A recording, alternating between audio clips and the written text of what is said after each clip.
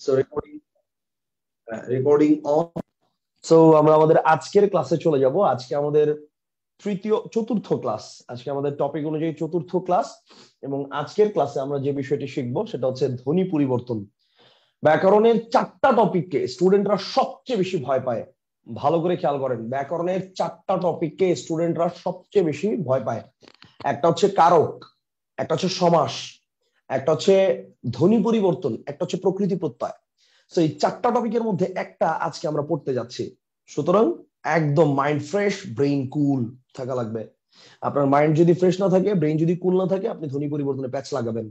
এবং আল্লাহর রাস্তে সবাইকে একটা রিকোয়েস্ট করছি, ধ্বনি পরিবর্তনের কোন উদাহরণ নেভার এভার কখনোই মুখস্থ করবেন না। মুখস্থ করছেন তো মরছেন, কনফার্ম। আপনি মুখস্থ করছেন তো মরছেন। ধ্বনি পরিবর্তনের উদাহরণ মুখস্থ করা যাবে না, বিকজ একটা আকার রশ্মিকার চেঞ্জ হয়ে গেলে পুরো ধ্বনি পরিবর্তন চেঞ্জ হয়ে যায়। দ্যাট ইজ ওয়াই ধ্বনি পরিবর্তনের কোনো উদাহরণ মুখস্থ করা যাবে না। আমি প্রথমে আপনাদেরকে জাস্ট একটা এক্সাম্পল দিয়ে জিনিসটা বোঝানোর চেষ্টা করছি। আমি এখনো ক্লাস শুরু করিনি, ক্লাস শুরু করবো পরে। এটা জাস্ট আপনাদের লেখারও দরকার নেই, আমি জাস্ট আপনাদেরকে দেখাচ্ছি। লেখার দরকার নেই, এটা খেয়াল করেন। আমি যদি বলি আজ, আজ থেকে হয়ে গেছে আজই, এটা হচ্ছে অন্তঃস্বরাগম, এটা হচ্ছে অন্তঃস্বরাগম। ওকে, আমি যদি বলি আজ, আজ থেকে হয়ে গেছে, আজ থেকে হয়ে গেছে আইজ, এটা হচ্ছে মধ্য স্বরাগম, এটা হচ্ছে মধ্য স্বরাগম। আমি যদি বলি আজি, আজি থেকে হয়ে গেছে আজ, এটা হচ্ছে অন্তঃস্বরলোপ, এটা হচ্ছে অন্তঃস্বরলোপ। আমি যদি বলি আইজ, আইজ থেকে হয়ে গিয়েছে আজ, তাহলে এটা হচ্ছে মধ্য স্বরলোপ, এটা হচ্ছে মধ্য স্বরলোপ। আমি যদি বলি আজি, আজি থেকে হয়ে গিয়েছে আইজ, আজি থেকে হয়ে গিয়েছে আইজ, তাহলে এটা হচ্ছে অপিনিহিতি। তাহলে ভাই দেখেন, এই এক আজ আজি এইটা দিয়ে 5 ভাবে ধ্বনি পরিবর্তন করা গেল। এক আজ আজি এটা দিয়ে 5 ভাবে ধ্বনি পরিবর্তন করা গেল। এখন আপনি যদি মুখস্থ করে যান পরীক্ষা হলে আজ আজি, আজ আজি, আজ আজি অন্তঃস্বরাগম, পরীক্ষা হলে দেখবেন দিয়ে দিচ্ছে আইজ আজ মধ্য স্বরলোপ। সো তখন কিন্তু আপনি ধরা খেয়ে যাবেন, বা ধরা খাওয়ার একটা পসিবিলিটিস আছে। দ্যাট ইজ ওয়াই আমরা ধ্বনি পরিবর্তনের কোনো উদাহরণ মুখস্থ করব না। ধ্বনি পরিবর্তন পুরোটাই বুঝার বিষয়। আপনি যদি বুঝতে পারেন জিনিসটা খুবই ইজি, আর যদি বুঝতে না পারেন আপনার জীবন যৌবন শেষ হয়ে যাবে, কিন্তু ধ্বনি পরিবর্তন মাথায় ঢুকবে না। কথা বুঝতে পারছেন? তবে হ্যাঁ, এখানে কিছু কথা আছে। ধ্বনি পরিবর্তনের 2টো উদাহরণ এটা আপনাকে মুখস্থ করতে হবে, এবং কেন মুখস্থ করতে হবে সেটা আমি বলে দিব, যে এই কারণে মুখস্থ করতে হবে আমি বলে দিব। তো ধ্বনি পরিবর্তনের লেখা বোঝা যাচ্ছে না, কি বলেন? লেখা বোঝা যাচ্ছে না? দেখেন তো, লেখা বোঝা যাচ্ছে না? বাকিরা সবাই একটু জানান তো, লেখা বোঝা যাচ্ছে না? আমার তো মনে হচ্ছে লেখা ক্লিয়ারই দেখতেছি, মানে স্ক্রিনে আমি যে লেখা দেখতেছি আমি তো ক্লিয়ার দেখছি। ক্লিয়ার ক্লিয়ার ক্লিয়ার বোঝা যায়, এই যে সবাই তো ক্লিয়ারই বলতেছে ভাই, বোঝা যায় ক্লিয়ার, সবাই তো ক্লিয়ারই বলতেছে। তাইলে হয়তো ভাই আপনার ওখানে প্রবলেম হতে পারে ভাইয়া। আপনি একটা কাজ করেন, আহ যার লেখা, যার কাছে লেখা বোঝা যাবে না বা ক্লিয়ার হবে না, তারা একটু লিভ নিয়ে আবার জয়েন করবেন, তাহলে হয়তো বা নেটের প্রবলেমটা সলভ হবে আপনার। ওকে, আচ্ছা, ঠিক আছে। তাহলে আমি যেটা বলছি, ধ্বনি পরিবর্তন জিনিসটা আমরা পড়ানো শুরু করবো এখন। তো ধ্বনি পরিবর্তন পড়ানোর আগে আপনাকে কিছু বেসিক জিনিস মাথায় রাখতে হবে, কিছু বেসিক ইনফরমেশন মাথায় রাখতে হবে। তো সেই ইনফরমেশন গুলো আমি একটু আপনাদের সাথে এখন শেয়ার করব। খুব মনোযোগ দিয়ে আমার কথাগুলো শুনবেন, বিকজ এই কথাটাই ইম্পর্টেন্ট। ধ্বনি পরিবর্তন পারার জন্য এই একটা কথাই ইম্পর্টেন্ট। ওকে, সো মনোযোগ দিয়ে শুনবেন। ধ্বনি পরিবর্তন মানে কেবল উচ্চারণের পরিবর্তন, অর্থের পরিবর্তন নয়। যদি অর্থের পরিবর্তন হয় তবে তা ধ্বনি পরিবর্তন নয়। ব্যাপারটা হচ্ছে আপনি কি লিখেছেন, শব্দে কি লেখা আছে, প্রশ্নে কি লেখা আছে, কি স্পেলিং, কি বানান, ডাজন্ট ম্যাটার। আমার ফ্যাক্টটা হচ্ছে উচ্চারণটা আমি কি করছি, দ্যাটস দ্য পয়েন্ট। উচ্চারণের ক্ষেত্রে আমার যদি কোনো পরিবর্তন হয় সেটাই ধ্বনির পরিবর্তন। বানানে কি লিখলাম না লিখলাম কিচ্ছু দেখার বিষয় না, উচ্চারণে পরিবর্তন হয়েছে কিনা এবং সেখানে অর্থ ঠিক রয়েছে কিনা। আবার উচ্চারণ পরিবর্তন হয়ে গেলে যদি অর্থ পরিবর্তন হয়ে যায় তখন কিন্তু আবার সেটা ধ্বনি পরিবর্তন হবে না। যেমন আমরা রাস্তায় বের হয়ে যখন ডাকি এই রিক্সা, এদিকে এসো, রিক্সা, রিক্সাওয়ালাই বলতেছে জি আফা বলেন, রিস্কা চালাই অনেকদিন যাবত, এই যে রিস্কা। তাহলে খেয়াল করেন, আমরা বলছি রিক্সা, রিক্সাওয়ালাই বলতেছে রিস্কা। আমরা বলি পিচাস, অনেকে বলে পিশাচ। আমরা বলি জানালা, আমার এখানে একটা জানালা আছে, এখন অনেকে বলে জানলা বা অনেকে বলে জালানা। তাহলে যে জালানা বলে বা যে জানলা বলে সে কিন্তু জানালাকেই বোঝাচ্ছে, উইন্ডোকেই বোঝাচ্ছে, সে কিন্তু দরজা বোঝাচ্ছে না। কথা কি ক্লিয়ার? সো তার মানে এই যে পরিবর্তনটা, উচ্চারণের পরিবর্তনটা, এটাই হচ্ছে ধ্বনি পরিবর্তন। এটাই হচ্ছে কি ধ্বনির পরিবর্তন। কনসেপ্টটা কি ক্লিয়ার? ধ্বনি পরিবর্তনের সবচেয়ে বড় উদাহরণগুলো হচ্ছে আঞ্চলিক ভাষা। সবচেয়ে বড় উদাহরণ, একটা মজার অভিজ্ঞতার কথা শেয়ার করি ক্লাস শুরু করার আগে, মজা পাবেন। রাজশাহীতে গিয়েছিলাম 2017 সালে ক্লাস নিতে। একটা জায়গা আছে, ওই জায়গাটার নাম হচ্ছে নওগাঁ। নওগাঁর একটা জায়গা আছে সাপাহার নামে। তো নওগাঁর সাপাহারে ক্লাস নিতে গিয়েছি। তো সারাদিন ক্লাস নিয়ে পরে যখন বললাম স্টুডেন্টদের যে কোনো প্রবলেম হলে ভাইকে রাত্রেবেলা ফোন দিবা। এখন রাত্রেবেলা এক স্টুডেন্ট ফোন দিছে, ফোন দিয়া ওয়ার্ডটা কি বলেন তো? স্যার। ওয়ার্ডটা কি? স্যার। উচ্চারণটা কি? স্যার। এখন হ্যাঁ ফোন দিয়ে বলতেছে হ্যালো স্যার। কি বলতেছে? Hello sir. হ্যাঁ, তা আমি বললাম ভাই এটা তো সার না, এটা স্যার হবে। কবে সারি তো বলছি। আমি বললাম ভাই সার না স্যার হবে। সারি তো বলছি। আমি বললাম ভাই সার না স্যার হবে, উচ্চারণটা স্যার। কয় স্যার আমি তো সারি বলছি। পরে আমি বললাম ভাই তোমার কথা দরকার নাই, সমস্যাটা কি এটা বল। তো আলটিমেটলি বুঝলাম ওরে জীবনেও আমি স্যার বলাইতে পারবো না, কারণ ও ছোটবেলা থেকে সারি বইলে আসছে। ও জীবনেও স্যার বলতে পারবে না। যেমন সাকিব আল হাসান ওরা বলতে পারে না, ওরা বলে সাকিব আল হাসান। ঠিক আছে, ওরা সাকিব আল হাসান বলে, সাকিব আল হাসান বলতে পারে না। ওকে, সো তাহলে এই যে চাপাইয়ের ভাষা, হ্যাঁ চাপাইয়ের ভাষাটাও অনেকটা এরকম। আবার পুরান ঢাকার এক স্টুডেন্ট ফোন দিছে, ফোন দিয়ে বলছে স্যার কেমন আছেন?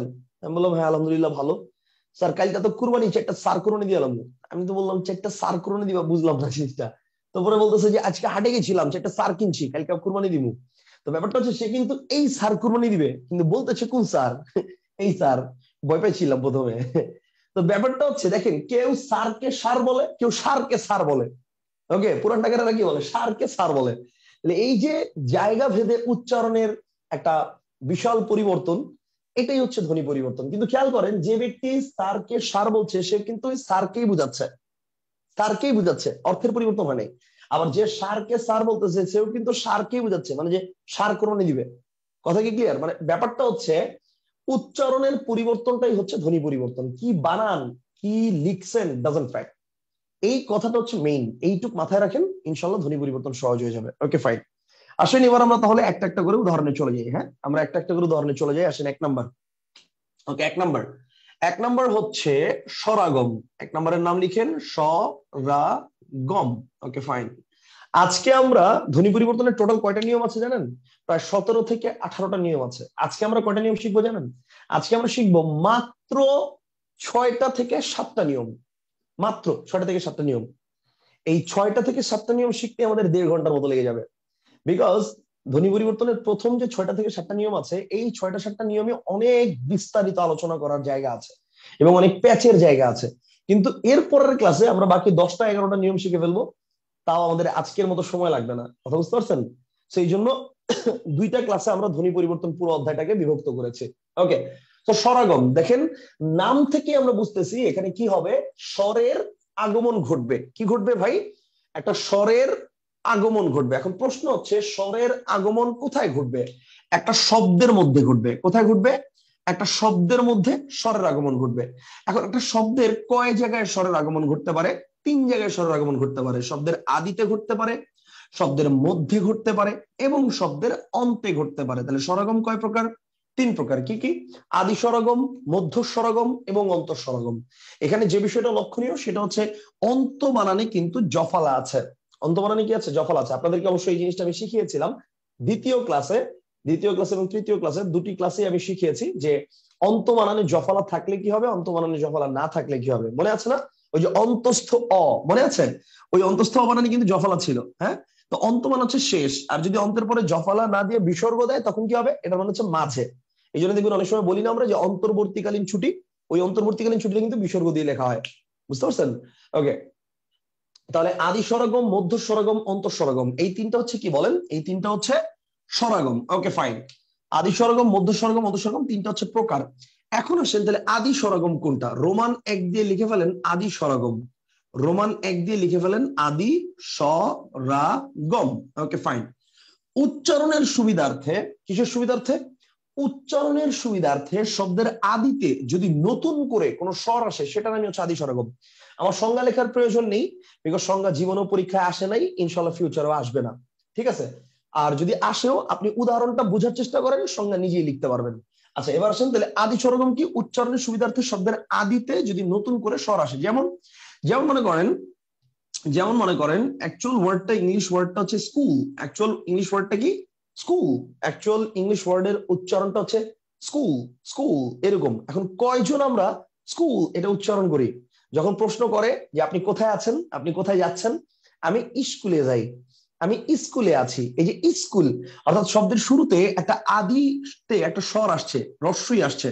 এই রস্বইটা হচ্ছে কি? রস্বইটা হচ্ছে স্বর, এবং স্বরটা কোথায় আসছে? আদিতে আসছে। নাম কি? আদি স্বরাগম। কথা বুঝতে পারছেন? এরকম আর কি আছে দেখেন, যেমন মনে করেন স্টেশন, অ্যাকচুয়াল উচ্চারণটা কি এটা বলেন? স্টেশন। এখন কয়জন আমরা স্টেশন উচ্চারণ করি?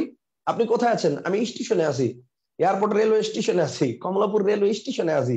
স্টেশন, তাহলে স্টেশন না বলে আমরা বলছি স্টেশন। তাহলে এই যে উচ্চারণের সুবিধার্থে শব্দের আদিতে নতুন করে একটা স্বর আসছে, এটার নামই কি? আদি স্বরাগম। এরকম অসংখ্য উদাহরণ রয়েছে। যেমন আমি যদি বলি স্পর্ধা, স্পর্ধাকে দেখবেন অনেক জায়গায় উচ্চারণ করে তোর এত বড় আস্পর্ধা, কি বলে? তোর এত বড় আস্পর্ধা, বামুন হয়ে তুই চাঁদের দিকে হাত বাড়িয়েছিস। বাংলা ছবির নায়িকার বাপের ডায়লগ, মানে কমন ডায়লগ নায়িকার বাপের, তোর এত বড় আস্পর্ধা, ওই হাত আমি গুড়িয়ে দেবো।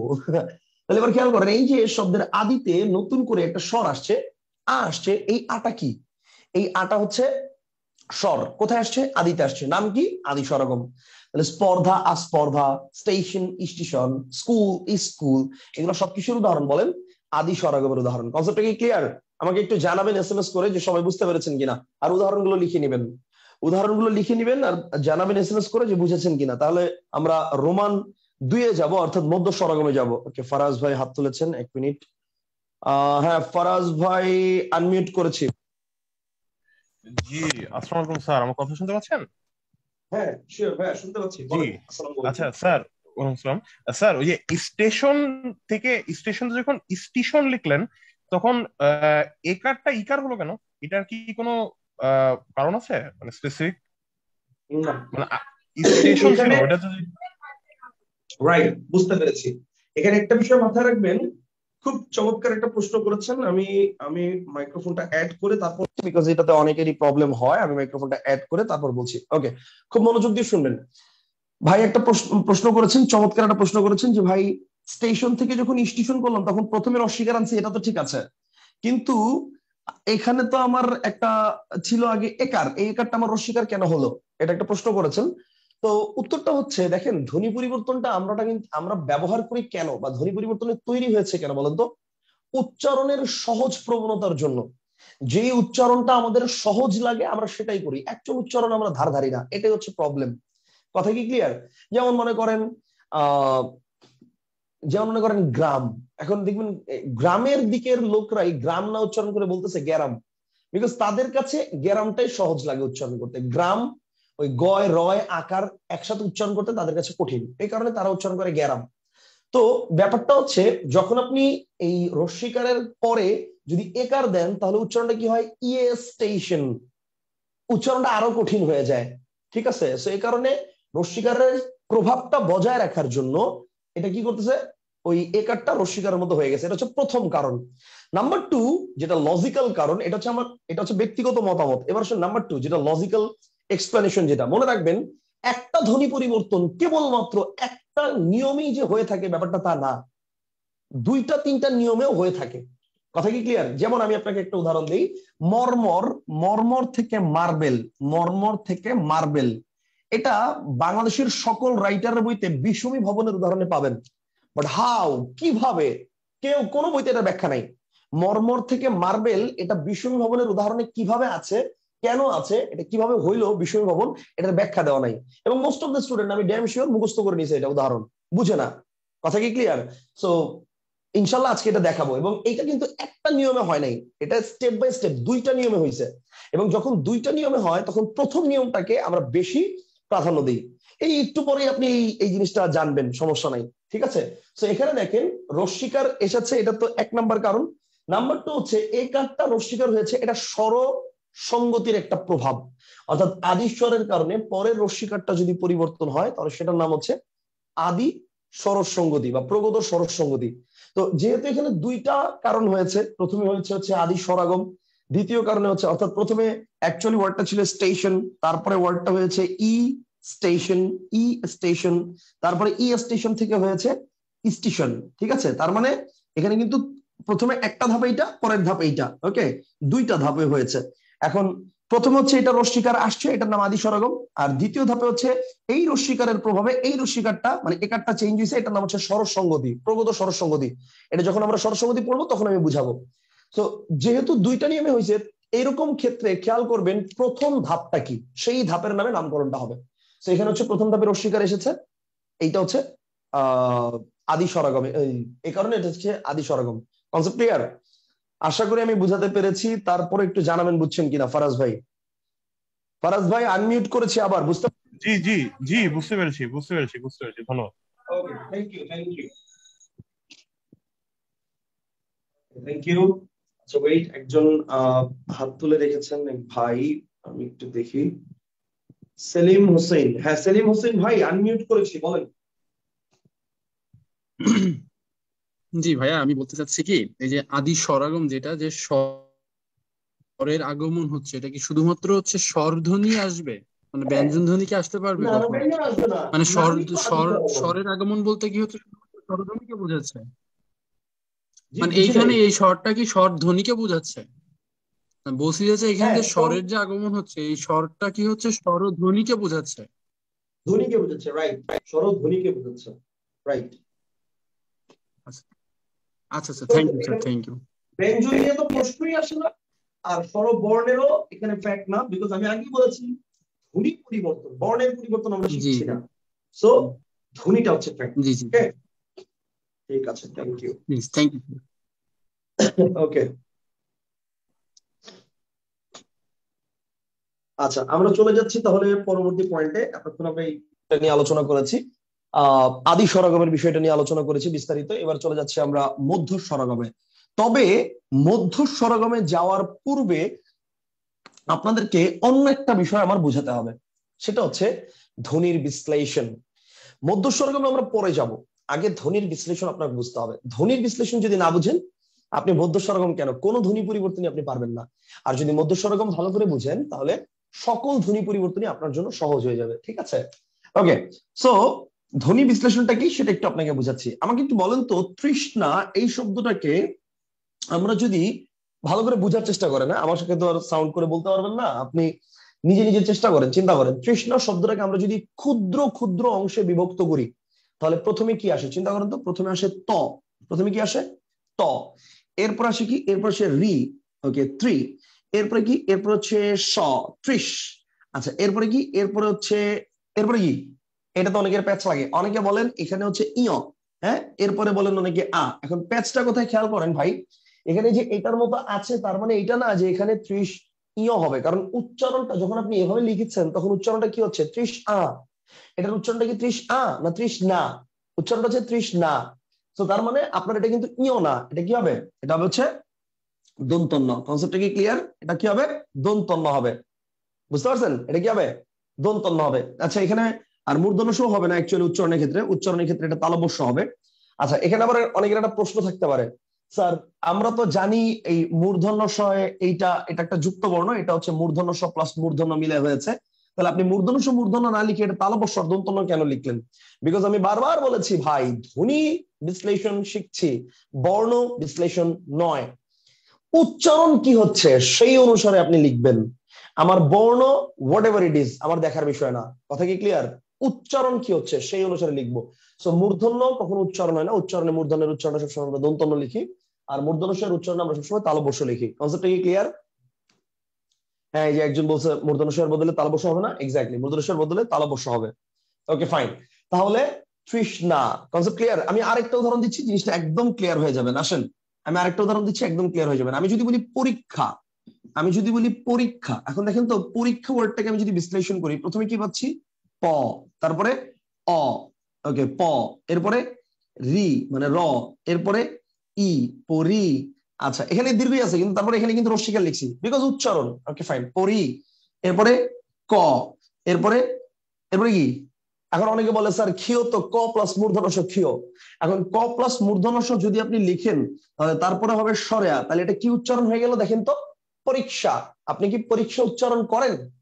পরীক্ষা উচ্চারণ করেন? লক্ষ্মী কি আপনি বলেন লক্ষ্মী বলেন? আমরা কি লক্ষ্যকে বলি লাক্সা বলি না তো আমরা? এটা হিন্দি উচ্চারণ। বাংলায় আমরা পরীক্ষাই বলি, লক্ষ্মী বলি, লক্ষ্মী বলি না, লক্ষ্মী বলি। কথা কি ক্লিয়ার? সেই কারণে আমরা এখানে মূর্ধন্য ষ দিব না, আমরা এখানে খ দিব। কথা কি বুঝতে পেরেছেন? মোট কথা উচ্চারণটা হচ্ছে ফ্যাক্ট। উচ্চারণ অনুসারে আপনি বিশ্লেষণ করতে পারছেন কিনা, দ্যাটস দা পয়েন্ট। যদি উচ্চারণ অনুসারে বিশ্লেষণ করতে পারেন, ভেরি ওয়েল, আপনার কোনো ধ্বনি পরিবর্তনে কোনো প্রবলেম হবে না। কথা কি ক্লিয়ার? তাহলে আশা করি এই বিষয়টা আপনারা বুঝতে পেরেছেন। এখন আমি মধ্যস্বরগমের কিছু উদাহরণে যাব, তাহলে জিনিসটা আরো ক্লিয়ার হয়ে যাবেন। ওকে, তাহলে মুসলাম আমি মধ্যস্বরগমের কিছু উদাহরণে যাব। ওকে ফাইন,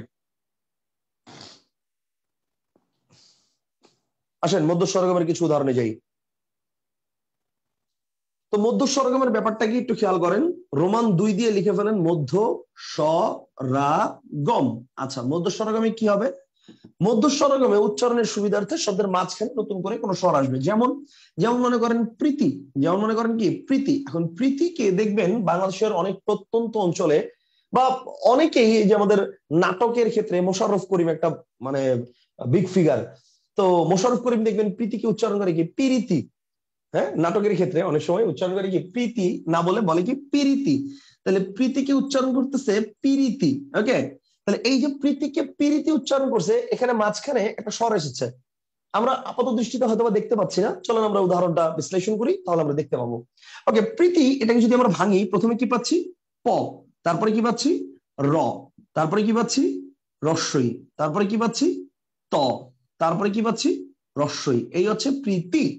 আর পিরিতি এটাকে যদি ভাঙি তাহলে কি পাচ্ছি? প্রথমে হচ্ছে প, তারপরে রস্বই, তারপরে র, তারপরে রস্বই, তারপরে সরি রস্বই, তারপরে হচ্ছে ত, তারপরে হচ্ছে আবার রস্বই, পিরিতি। এখন খেয়াল করেন এই যে রস্বইটা, এই রস্বইটা কি আগে ছিল?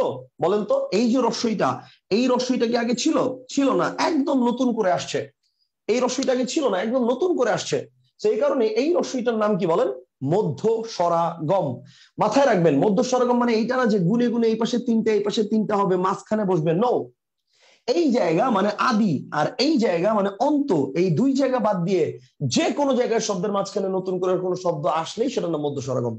কথা কি ক্লিয়ার? এটা এখানেও আসতে পারে, এখানেও আসতে পারে, এখানেও আসতে পারে, যে কোনো জায়গায় আসতে পারে। আমি কি বুঝাতে পেরেছি? তো মধ্য স্বরগমের ব্যাপারটা কি? শব্দের আদি এবং অন্ত এই 2 জায়গা বাদ দিয়ে যে কোনো জায়গায় নতুন করে স্বর আসলে সেটার নাম মধ্য স্বরগম। তাহলে এই রস্বইকারটা দেখেন আগে ছিল না, নতুন করে আসছে, সো এটার নাম হচ্ছে মধ্য স্বরাগম। চলেন আমরা আরো কিছু উদাহরণ দেখে ফেলি এরকম। চলেন আরো কিছু উদাহরণ আমরা একটু দেখে ফেলি এরকম। আসেন আমি একটু দেখাই, আরো কিছু উদাহরণ দেখাই। আসেন, যেমন মনে করেন আমি আপনাকে বললাম মুক্তা। এখন দেখবেন মুক্তাকে বাংলাদেশের অনেক জায়গায় উচ্চারণ করে মুকুতা। মুক্তাকে কি বলে? মুকুতা। এখন মুক্তার থেকে হয়ে গিয়েছে মুকুতা। মুক্তা ওয়ার্ডটাকে আমরা যদি বিশ্লেষণ করি, আমরা পাচ্ছি ম হসন্ত যোগ রস্বাউ যোগ ক হসন্ত যোগ ত হসন্ত যোগ সরেয়া, এই হচ্ছে মুক্তা। আর মুকুতাকে যদি ভাঙি তাহলে ময় হসন্ত যোগ রস্বাউ যোগ কয় হসন্ত যোগ রস্বাউ যোগ তয় হসন্ত যোগ সরেয়া। তাহলে এবার খেয়াল করেন এই যে কয় হসন্তর পরে একটা রস্যকার আছে, এই রস্যকারটা কি আগে ছিল? বলেন ছিল? দেখেন তো, কয়ের পরে ত ছিল ডাইরেক্ট, কয়ের পরে কি রস্যকার ছিল? ছিল না। সুতরাং এটার নাম কি? এটার নাম হচ্ছে মধ্য স্বরাগম। শব্দের মাঝখানে নতুন করে এসেছে। এরকম মধ্য স্বরাগমের যত উদাহরণ দেখবেন সবগুলোতেই দেখবেন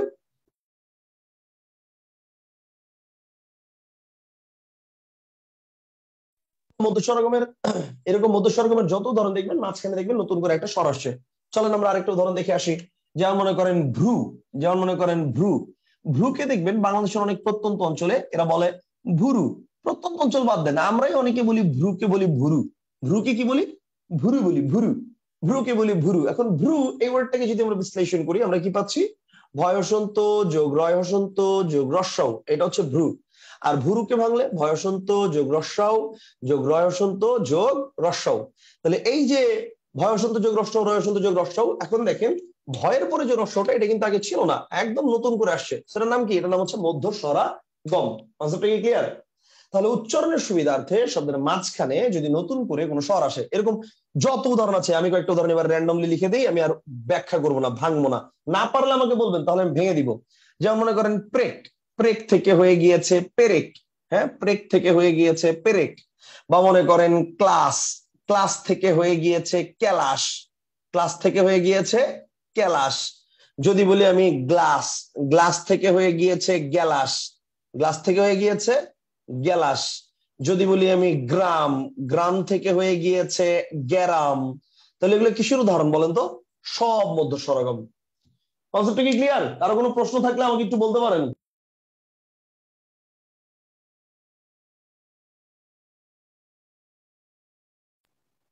ওকে, কনসেপ্ট কি ক্লিয়ার? কারো কোনো প্রশ্ন?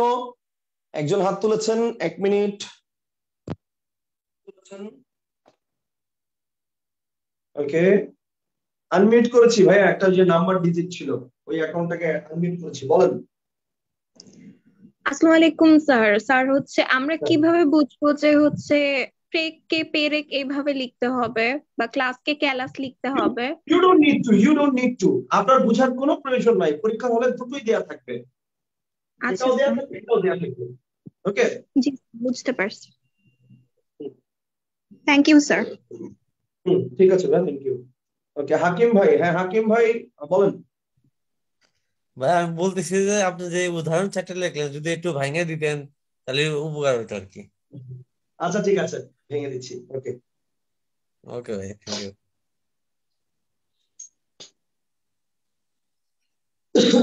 ওকে ভেঙে দিচ্ছি, সমস্যা নাই। পরিবেশটা সুন্দর না? হ্যাঁ পরিবেশটা সুন্দর অনেক। ওকে ফাইন, ঠিক আছে, আমি একটু ভেঙে দিচ্ছি, 1 মিনিট। হ্যাঁ ওকে, তাহলে এইগুলো তো আমরা লিখে ফেললাম, এগুলো তো আমরা লিখে ফেলেছি, আশা করি আমি এটা মুছে ফেললাম। বাকিগুলো আমি একটু ভেঙে দিচ্ছি, প্রশ্ন করেছেন যেহেতু একজন। আচ্ছা খেয়াল করেন, আমি যদি প্রেককে ভাঙি, প্রেক, প্রথমে প্রেককে ভাঙি, তাহলে প্রথমে কি হবে বলেন তো? প্রথমে হবে হচ্ছে প, তারপর হচ্ছে র, তারপরে হচ্ছে এ, তারপরে হচ্ছে ক, এটা হচ্ছে প্রেক। আর পেরেককে যদি ভাঙি তাহলে প্রথমে হচ্ছে প, তারপরে হচ্ছে এ, তারপরে হচ্ছে র, তারপরে হচ্ছে আবার এ, তারপরে হচ্ছে কয় হসন্ত। তাহলে এই যে এটা, এই এটা নতুন করে এসেছে, এই জন্য এটার নাম হচ্ছে মধ্য স্বরা গম, এটাকে ছিল না। ওকে, এরপরে ঠিক সেম ভাবে যদি ক্লাস, ক্লাসকে যদি আমরা ভাঙি, তাহলে খেয়াল করেন ক্লাসকে প্রথমে ভাঙলে প্রথমে আমরা পাবো ক যোগ ল যোগ আ যোগ স, এই হচ্ছে ক্লাস। আর ক্যালাসকে যদি ভাঙি, হ্যাঁ আমরা যদি ক্যালাসকে ভাঙি তাহলে প্রথমে পাবো হচ্ছে ক, তারপর হচ্ছে এ, তারপর হচ্ছে ক্যালাসকে যদি আমরা ভাঙি ক্যালাস, তাহলে ক্যালাসকে ভাঙলে আমরা পাবো হচ্ছে ক এ ল আ স, ক্যালাস। ঠিক আছে, তাহলে এই যে এটা, এই এটা কিন্তু আগে ছিল না, নতুন করে এসেছে। এবং ক্লাস যেহেতু ভাঙতে পারছেন, আশা করি আপনি গ্লাস এটাও পারবেন। ওকে, ক্লাস যেহেতু পারছেন, গ্লাস এটাও পারবেন, একই জিনিস, খালি কয়ের জায়গায় গ, বাকি সব সেম। আর হচ্ছে গ্রাম গ্যারাম, এটা একটু দেখা দিচ্ছি, খেয়াল করেন। গ্রাম, গ্রামকে যদি ভাঙেন তাহলে প্রথমে হচ্ছে গ, তারপর হচ্ছে র, তারপর হচ্ছে আ, তারপর হচ্ছে ম, এটা হচ্ছে গ্রাম। আর গ্যারাম যখন বলবেন তখন প্রথমে হচ্ছে গ, তারপরে হচ্ছে এ, তারপর হচ্ছে র, তারপর হচ্ছে আ, তারপর হচ্ছে ম। তার মানে গয়ের পরে যে নতুন করে একটা এ আসতেছে, এটার নাম হচ্ছে মধ্য স্বরা গম। সো মোট কথা হচ্ছে উচ্চারণের সময় শব্দের মাঝখানে নতুন করে একটা স্বর আসতেছে, এটার নাম হচ্ছে মধ্য স্বরগম। সবাই কি ক্লিয়ার? কারো কোনো কোশ্চেন আর? বলেন। জি ভাইয়া, ওই যে পেরেকের মধ্যে যে লিখছেন র এরপর এ এরপর ক, তো আমি যদি র এর আগে যদি এটা লিখি এক্ষেত্রে কি কোনো প্রবলেম হবে? অবশ্যই হবে, অবশ্যই হবে। আপনি যদি রয়ের আগে এ লিখেন তাহলে উচ্চারণটা কি পে রেক হয় না পে এর হয়? হ্যাঁ না, বলেন, ব্রেকের পে ক্ষেত্রে তো পে রেক পর তো হয় না পে রফলা এর আছে, হয়? সাথে একারও আছে, হ্যাঁ। তো কেমনে বুঝবো যে ব্রেকের ক্ষেত্রে? জি জি। উচ্চারণ, উচ্চারণ প্যাক। আপনি উচ্চারণের ক্ষেত্রে কি পে বলেন না প্রে বলেন? মনে প্রে। করেন, মনে করেন কোন একজনের নাম হচ্ছে প্রমা, খেয়াল করেন, কোন একজনের নাম হচ্ছে প্রমা। ওকে ফাইন, ওকে খেয়াল করেন, নাম হচ্ছে কি প্রমা। এখন প্রমার ক্ষেত্রে, বা মনে করেন প্রেম, মনে করেন এই প্রেম, প্রেম, প্রেমের ক্ষেত্রে আপনি এটাকে ইংলিশে লিখবেন তো প্রেম, PREM। এখন আপনি কি আগে দিবেন, তাহলে উচ্চারণ প্রেম হবে? না তাহলে না উচ্চারণ কি প্রেম হবে? হবে না তো। তার মানে পয়ের পরে না র ভাইয়া। আসছে, বুঝতে পারছেন? পয়ের পরে জি আসছে জি, র, আচ্ছা আচ্ছা। পয়ের পরে এটা, তারপরে ম, উচ্চারণ জি প্রেম। আচ্ছা, থ্যাংক ইউ। উচ্চারণ ফ্যাক্ট, উচ্চারণটা হচ্ছে ফ্যাক্ট। ওকে, সুমাইয়া খানম হাত তুলেছেন। হ্যাঁ সুমাইয়া খানম বলেন ভাইয়া। ভাইয়া প্র্যাক আর প্যারেক, তাহলে প্যারেকের ভিতরে যে একটা র লোপ পেয়েছে কই র লোপ পাইল কই? ভাইয়া উচ্চারণের ভিতরে র্যাপ, এটার ভিতরে তো রফলা আছে, এরপরে তো রফলা নাই। রফলা নাই, কিন্তু এই রটা এখানে চলে আসছে। উচ্চারণ এটা তো এমন না যে লোপ পেয়েছে, এই যে রটা, এই রটা এখানে আসছে। যেমন আমি যখন বলতেছি পেরেক, খেয়াল করেন, ভালো করে খেয়াল করে দেখেন, আমি মাইক্রোফোন লাগাই নিচ্ছি, খেয়াল করেন। আমি যখন প্রেক কে ভাঙছি, তাহলে প, এটাই তো রফলার র, এটা কি রফলার রটা না? রফলার র, তারপরে এক প্রেক। আর যখন বলছি পে রেক, তার মানে এই রটাই কি, এই রফলার রটাই তো এইটা। তাহলে এটা লোপ পাইলো কেমনে? কথা বুঝতে পারছেন? এটা তো লোপ পায়, বুঝতে পারছেন? জি ভাইয়া। ওকে, আশা করি মধ্যস্বরগম ক্লিয়ার। আচ্ছা, আমি সবাইকে আবার মিউট করে দিচ্ছি। ওয়েট, ঝামেলা আছে, ঝামেলা জিনিসটা বুঝাবো তো, এই জন্য সবাইকে মিউট করে দিলাম। আচ্ছা, এবার আসলে ঝামেলা কোথায়? ঝামেলা হচ্ছে মধ্যস্বরগমের আরো দুটো নাম আছে। মধ্যস্বরগমের আরো কি আছে ভাই? দুইটা নাম আছে। নাম দুইটা কি? নাম দুইটা হচ্ছে, একটা হচ্ছে বিপ্রকর্ষ, বিপ্রকর্ষ, আরেকটা হচ্ছে স্বরভক্তি। একটা হচ্ছে বিপ্রকর্ষ, আরেকটা কি? আরেকটা হচ্ছে স্বরভক্তি। এটা একটু মাথায় রাখবেন, হ্যাঁ। মধ্যস্বরগমের অপর দুটি নাম রয়েছে, ঠিক আছে? মধ্যস্বরগমের অপর দুটি নাম রয়েছে, বিপ্রকর্ষ এবং স্বরভক্তি। আচ্ছা, এখন প্রশ্ন হচ্ছে ভাইয়া, এই মধ্যস্বরগমের অপর নাম বিপ্রকর্ষ কেন? এটার মানে কি? বিপ্রকর্ষ বলার পিছনে কি কোনো লজিক আছে? আছে। বিপ্রকর্ষ শব্দের অর্থ হচ্ছে ব্যবধান। বিপ্রকর্ষ শব্দের অর্থ কি? ব্যবধান। খেয়াল করেন, প্রথমে দুইটা যুক্ত ব্যঞ্জন একসাথে থাকে, পরে কি হয়, নতুন একটা স্বর এসে ওই যুক্ত ব্যঞ্জনের মধ্যে একটা ব্যবধান তৈরি করে। সবগুলো উদাহরণ আপনি এই জিনিসটা দেখবেন, এই যে প্রীতি, প্রীতি, দেখেন প আর র একসাথে ছিল, পরে প আর র আলাদা হয়ে গেছে, মাঝখানে নতুন করে একটা রস্বীকার আসছে, এই রস্বীকারটা উচ্চারণে হচ্ছে এখানে। তো একটা ব্যবধান তৈরি করছে, এই প আর র একসাথে ছিল, এই দুটোর মধ্যে একটা ব্যবধান তৈরি করছে। যে ক্লাস ক আর ল একসাথে ছিল, পরে ক আর ল আলাদা হয়ে গেছে, মাঝখানে এ ঢুকে গেছে। তো সবগুলোর মাঝখানে একটা ব্যবধান তৈরি করে একটা স্বর এসে, এই কারণে এটাকে বলা হয় বিপ্রকর্ষ। কথাটা কি ক্লিয়ার? এটাকে বলা হয় কি? এটাকে বলা হয় বিপ্রকর্ষ। আশা করি আমি বুঝতে পারছি।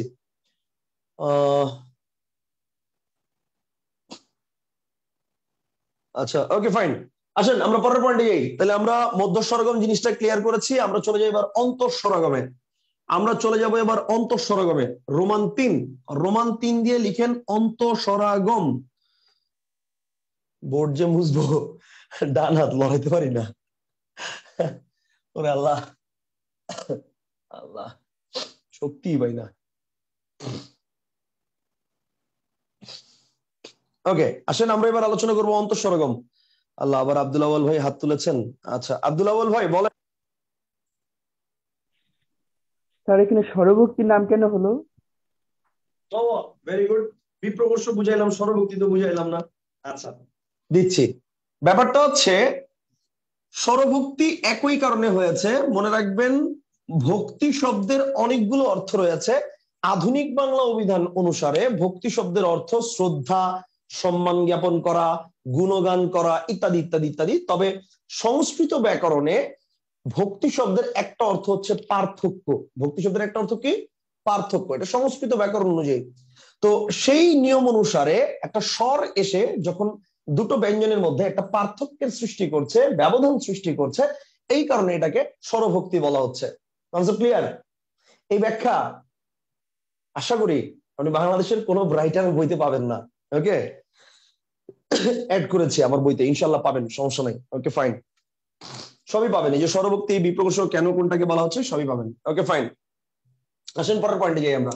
তাহলে এবার আমরা শিখবো রোমান 3 দিয়ে অন্তঃস্বরাগম। রোমান 3 দিয়ে অন্তঃস্বরাগম। আচ্ছা, অন্তঃস্বরাগম জিনিসটা কি? উচ্চারণের সুবিধার্থে শব্দের শেষে যদি নতুন করে কোন স্বর আসে, সেটা নামই হচ্ছে অন্তঃস্বরাগম। উচ্চারণের সুবিধার্থে শব্দের শেষে যদি নতুন করে কোন স্বর আসে, সেটা নামই হচ্ছে অন্তঃস্বরাগম। যেমন কি ভাই, যেমন মনে করেন আজ। এখন দেখেন যারা কবি কবি একটু ভাব আছে তারা কি বলে, আজি আমারই জন্য এনো তুমি চারিখানা আম। তাহলে খেয়াল করেন আজকে বলতেছে কি আজি, আজকে বলতেছে কি আজি। আবার দেখেন চার, চারকে বলতেছে কি চারি, চারকে বলতেছে কি চারি। এখন আপনার কাছে প্রাথমিক দৃষ্টিতে মনে হতে পারে বা বাহ্যিক দৃষ্টিতে মনে হতে পারে যে মাঝখানে নতুন করে একটা স্বর আসছে, এটার নাম হচ্ছে মধ্য স্বরগম। কিন্তু আবারও বলি, কি লিখছেন ডাজন্ট ফ্যাক্ট, কি উচ্চারণ করতেছেন দ্যাটস দ্য ফ্যাক্ট। আপনি এই রস্যিকারটার উচ্চারণটা কোথায় করছেন এটা হচ্ছে পয়েন্ট। আপনি রস্যিকারের উচ্চারণটা কোথায় করছেন খেয়াল করেন তো। এটা হচ্ছে আজ, মানে সরেয়া যোগ জ আজ। আর আজি এটা মানে রস্যিকার উচ্চারণটা কোথায় করছেন, সরেয়া যোগ জ যোগ রস্যই, রাইট? সো রস্যিকার মাঝখানে আছে ব্যাপার না, উচ্চারণ হচ্ছে কোথায়, শেষে। এখন আপনি বলতে পারেন স্যার যদি মাঝখানে উচ্চারণ করে দিলে সমস্যা কোথায়? আছে সমস্যা, খেয়াল করেন। যদি জয়ের আগে রস্যিকার আছে দেখে জয়ের আগে আপনি রস্যিকার উচ্চারণ করেন, তাহলে উচ্চারণটা কি আজি হয় না আইজ হয়? উচ্চারণটা কিন্তু তখন আর আজি হয় না, তখন হয় আইজ। তো এটা পরিবর্তন হয়ে গেছে, কথা কি ক্লিয়ার? সেই কারণে আমার কি লেখছি সেটা ফ্যাক্ট না, কি উচ্চারণ করেছি দ্যাটস দ্য পয়েন্ট। এবং এই অনুসারে রস্যিকারটা শব্দের শেষে উচ্চারিত হচ্ছে, এবং এই কারণে এই রস্যিকারটাকে বলা হচ্ছে আদি সরি অন্ত স্বরাগম। ঠিক সেম ভাবে একই ভাবে চার, চারি, মার, মারি একই জিনিস। হ্যাঁ, মার, মার থেকে হয়ে গিয়েছে মারি, তাহলে চার, চারি, মার, মারি, আজ, আজি, এগুলো সব কিসের উদাহরণ বলেন? অন্তঃস্বরাগম। That's it. ওকে, তাহলে আমাদের 1 নম্বর নিয়ম শেষ। এতক্ষণ যাবত আমরা আলোচনা করলাম স্বরাগম, 1 নম্বর নিয়ম, এই যে এটা 1 নম্বর নিয়ম এতক্ষণ আলোচনা করলাম। এবার আমরা 2 নম্বর নিয়মে যাব, স্বরলোপ। আশা করি স্বরাগম নিয়ে আপনাদের ইহজিন্দিগিতে আর কখনো ঝামেলা হওয়ার কথা না। ওকে, যে পরিমাণ বিশ্লেষণ করেছি ইহজিন্দিগিতে আর ঝামেলা হওয়ার কথা না। ওকে ফাইন, এক্সট্রিমলি সরি, কাশি দিচ্ছি। ওকে, নাম্বার 2 হচ্ছে স্বরলোপ। হ্যাঁ, নাম্বার 2 হচ্ছে কি, নাম্বার 2 হচ্ছে স্বরলোপ।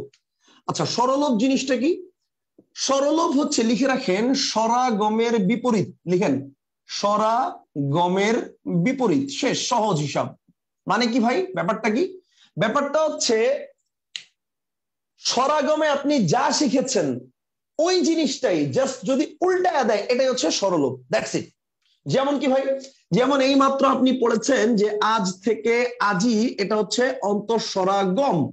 এখন যদি পরীক্ষার হলে যা দেখেন যে আজ থেকে আজি না দিয়ে দিয়ে রাখছে আজি থেকে আজ, দ্যাটস ইট, এটাই হচ্ছে অন্তঃস্বরলোপ। সহজ কথা। আমি মাত্র পড়েছি, একটু আগে পড়েছি যে মুক্তা, মুক্তার থেকে হয়ে গিয়েছে মুকুতা, এটা মধ্য স্বরাগম। মুকুতা মধ্য স্বরাগম।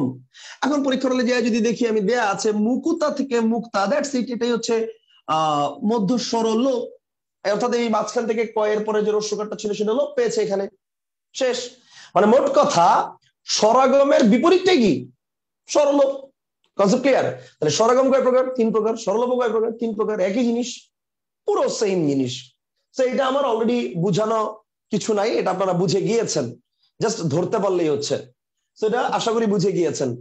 এখন আসেন, সবাই কি বুঝতে পারছেন? আগে বলেন, সবাই বুঝতে পারলে তাহলে আমি একটা প্রশ্ন করব।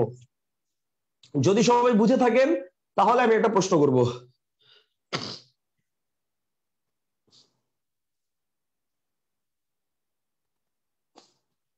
ওকে, ফারাজ ভাই আনমিউট করেছি, বলেন। আচ্ছা স্যার, ওই আদি স্বরলোপের 2টা উদাহরণ থাকে, সেটা হচ্ছে যে আলাবু লাবু, আলাবু থেকে লাবু লাও, একটা হচ্ছে বলছি এটা নিয়ে আমি পেজটা ক্লিয়ার করে দিচ্ছি। আমার মনে হচ্ছে সায়েন্সের কোনো ক্লাস করে দিয়ে আপনি বিরক্ত আসতেছেন না। আচ্ছা ওকে, সমস্যা নাই, ইনশাআল্লাহ আমরা চেষ্টা করব প্রত্যেকটা জিনিস লজিক্যালি এক্সপ্লেইন করার জন্য। তো আশা করি প্রত্যেকটা জিনিস বুঝবেন। ওকে, এবার আসেন, এটাই আমি প্রশ্ন করতাম, ফারাজ ভাই যেটা কোশ্চেনটা করেছে, আশা করি সবাই বুঝেছেন। যদি বুঝে থাকেন তাহলে এখন আসেন, অলাবু, অলাবু থেকে লাবু, এটা কোন ধ্বনি পরিবর্তন বলেন তো? অলাবু থেকে লাবু, বইয়ে কি আছে এটা দেখার বিষয় না, বইয়ে কি আছে ওটা দেখার দরকার নাই আপনার। আপনি এইটা চিন্তা করেন যে অলাবু থেকে লাবু এটা কোন ধ্বনি পরিবর্তন, আমাকে এটা বলেন। অলাবু থেকে লাবু কোন ধ্বনি পরিবর্তন বলেন তো? কি লোপ পেয়েছে এখানে? স্বরেও লোপ পেয়েছে। কোথার থেকে? আদি থেকে। নাম কি? আদি স্বরলোপ। তার মানে অলাবু থেকে লাবু, এটা হচ্ছে কি? এটা হচ্ছে আদি স্বর, আদি স্বর লোপ। Okay fine. এখন আসেন, এই লাবু থেকে হয়ে গিয়েছে লাউ, এটা আবার আরেকটা ধাপ। লাবু থেকে হয়ে গিয়েছে লাউ, এটা আবার কি? আরেকটা ধাপ। এখন এখানে কি লোপ পেয়েছে বলেন তো? এখানে কি লোপ পেয়েছে? এখানে কি কোনো স্বর লোপ পেয়েছে? এখানে লোপ পেয়েছে ব্যঞ্জনটাই, যে ব। লয়কাল্লা এটাও এখানে আছে, রস্যকারটা এটাও এখানে আছে। লোপ পেয়েছে ব, তার মানে ব যেহেতু লোপ পেয়েছে আমি তো আর ব কে স্বরলোপ বলতে পারবো না, ব তো ব্যঞ্জন বর্ণ। এটা আদি না অন্ত সেটা পরের কথা, আদি না অন্ত সেটা পরের কথা, স্বর তো আর বলতে পারছি না, ব্যঞ্জন। এখন ব্যঞ্জন লোপ, এটার আরেকটা নাম হচ্ছে অন্তর্হতি, শব্দের মাঝখান থেকে কোন একটা বর্ণ লোপ পেলে সেটার নাম হচ্ছে অন্তর্হতি, ব্যঞ্জন বর্ণ। তো তার মানে লাবু থেকে লাউ এটা হচ্ছে অন্তর্হতি, লাবু থেকে লাউ এটা কি, এটা হচ্ছে অন্তর্হতি। এখন স্টুডেন্টদেরকে কনফিউজ করার জন্য মাঝে মাঝে টিচাররা কি করে, অলাবু থেকে হয়ে গিয়েছে লাবু, লাবু থেকে হয়ে গিয়েছে লাউ, এটা হচ্ছে আমাদের ক্লাস 19 এর ব্যাকরণ বইতে দেয়া আছে। এবং আমি একটু আগেই বলেছিলাম যে একটা ধ্বনি পরিবর্তন দুটো ধাপে তিনটা ধাপেও হতে পারে।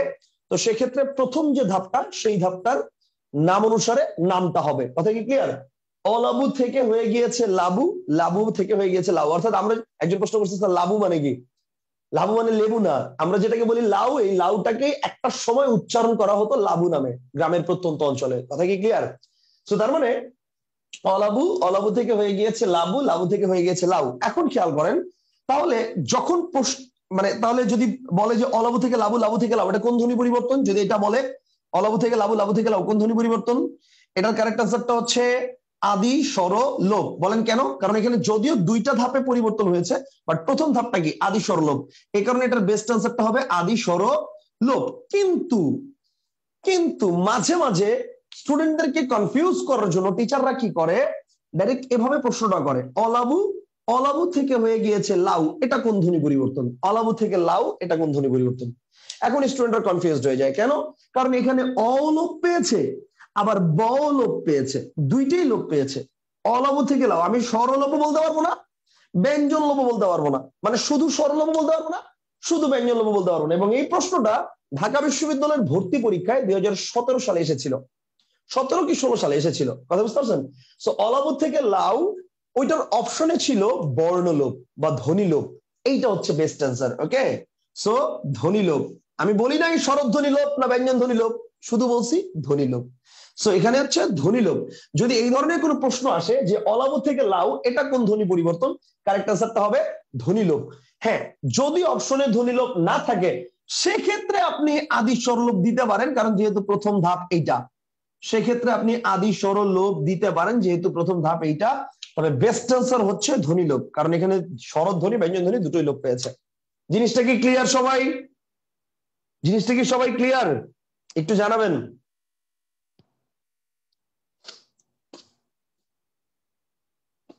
একদম ক্লিয়ার, একদম পুরো অল ক্লিয়ার, ফকফকা? ইয়াসমিন কি বলেছে? ক্লিয়ার। ওকে ফাইন, ঠিক আছে। ওকে ঠিক আছে, আলহামদুলিল্লাহ, ভেরি গুড। তাহলে সবাই আমরা ক্লিয়ার হয়েছি, আলহামদুলিল্লাহ। আমরা চলেন পরের পয়েন্টে যাই। তাহলে এতক্ষণ আমরা আলোচনা করলাম হচ্ছে স্বরলোপ নিয়ে। ও আচ্ছা, ভালো কথা, এই স্বরলোপের আরেকটা নাম আছে, হ্যাঁ, নামটা একটু আমাদের মাথায় রাখতে হবে। স্বরলোপের একটা নাম আছে, নামটা হচ্ছে সম্প্রকর্ষ। স্বরলোপের একটা নাম আছে, নামটা হচ্ছে সম্প্রকর্ষ। মধ্য স্বরগমের একটা নাম আছে, নামটা হচ্ছে বিপ্রকর্ষ। স্বরলোপের একটা নাম আছে, নামটা হচ্ছে সম্প্রকর্ষ। ব্যাস, দ্যাটস ইট। সো এই পর্যন্ত মাথায় রাখেন, তাহলে হচ্ছে আমাদের কি হবে,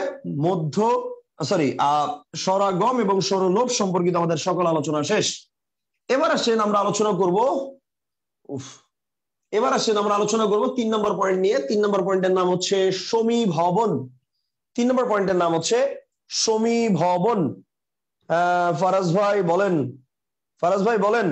জি স্যার, যে উদ্ধারের যে প্রশ্নটা ছিল, উদ্ধার, উদ্ধার, ধার, এখানে উদ্ধারের যে মিনিংটা বোঝায় আর শেষে যে ধারটা আসছে, এই দুটোর মিনিং কি ডিফারেন্ট নাকি একই বোঝায় আর কি? বুঝছি, থ্যাংক ইউ, ভালো একটা কোশ্চেন করছেন, উত্তর ওকে আনমিউট করে নিলাম, মিউট করে নিলাম সবাইকে। ভালো প্রশ্ন ছিল, আমি উত্তর দিচ্ছি।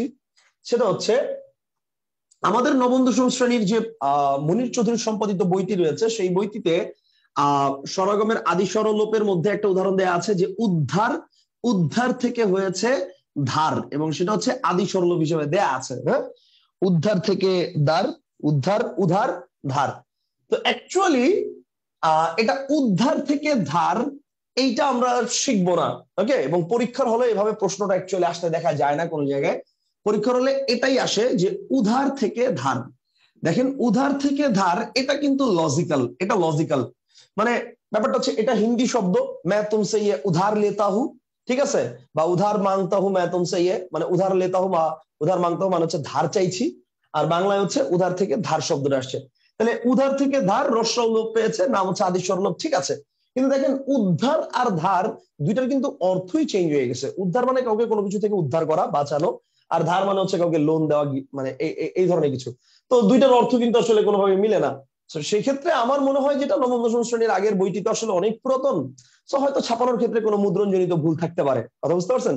সেই কারণে আমি উদ্ধার থেকে ধার এটা কখনোই অ্যালাউ করি না, মৌলিক বইগুলো তো এই ধরনের কিছু লেখা নেই। উধার থেকে ধার এটা আছে, সেটা আপনি আদি স্বরলোপের মধ্যে পড়তে পারেন।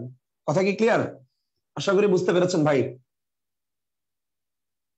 আশা করি বুঝতে পেরেছেন। ওকে, নাইম হোসেন ভাই হাত তুলেছেন। নাইম হোসেন ভাই আনমিউট করেছি, বলেন নাইম ভাই। ভাইয়া ওই পরীক্ষার মধ্যে সম্প্রকর্ষ, তারপর বিপ্রকর্ষ, এরকম যে সব ওয়ার্ড গুলো আছে, এগুলো অর্থ না জানার কারণে একটার সাথে আর একটা গুলায় ফেলাই, মানে কোনটা সরলভ ছিল কোনটার কি, এগুলো অর্থ বলে দিলে ভালো হয়। মানে সম্প্রকর্ষ কেন বলা হয়, বিপ্রকর্ষ কেন বলা হয়? বলে তো দিলাম, এটা তো বলেই দিলাম। আচ্ছা সম্প্রকর্ষ বলি নাই, বিপ্রকর্ষ না, সম্প্রকর্ষ অর্থটা মানে জাস্ট অর্থটা, মানে আচ্ছা এই আচ্ছা ওকে ওকে, মনে রাখবেন বিপ্রকর্ষ, বিপ্রকর্ষ অর্থ হচ্ছে ব্যবধান। বিপ্রকর্ষ অর্থ কি? ব্যবধান। ওকে আচ্ছা ওয়েট, আমি মাইক্রোফোন করে নিচ্ছি, মানে মাইক্রোফোন ইনপুট করে নিচ্ছি যাতে সাউন্ড ক্লিয়ারলি শুনতে পারেন। ওকে, তো বিপ্রকর্ষ শব্দের মানে হচ্ছে ব্যবধান, আর সম্প্রকর্ষ এটার মানে হচ্ছে যোজীকরণ, না যোজীকরণ, ঠিক আছে, যোজীকরণ, বা মনে করেন যে সংযুক্তকরণ, ঠিক আছে, সংযুক্তকরণ বা যোজীকরণ, মানে কোন একটা ব্যঞ্জন লোপ পেয়ে পাশের দুইটা বর্ণকে সংযুক্ত করে দিচ্ছে, যোগ করে দিচ্ছে, বুঝতে পারছেন, পাশাপাশি অবস্থান করে দিচ্ছে।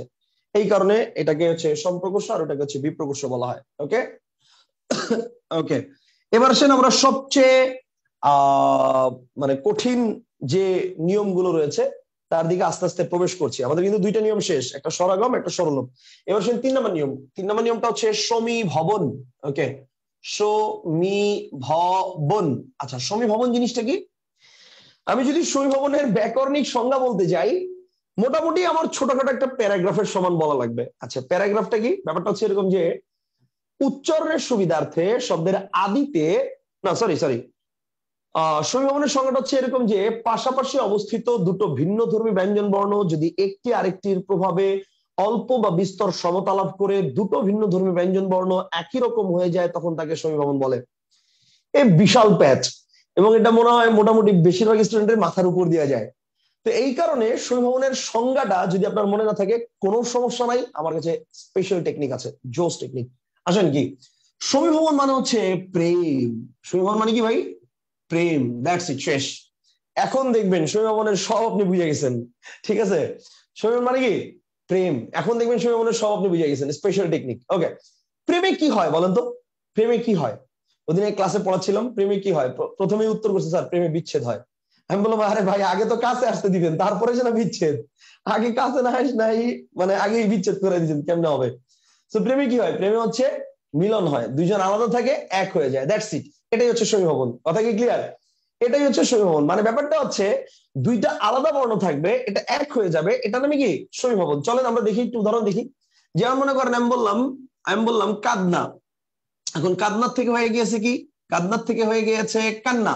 এখন এই যে আমি কাদনার থেকে কান্না করে ফেললাম, তাহলে খেয়াল করেন তো দ আর ন দুইটা আলাদা বর্ণ ছিল না? বলেন, দ আর ন দুইটা আলাদা বর্ণ ছিল না? ছিল। পরে দুইটা কি একরকম হয়ে গেছে না? হয়ে গেছে। তাহলে নাম কি? প্রেম। নাম কিন্তু প্রেম না, নাম সমীভবন। Concept clear?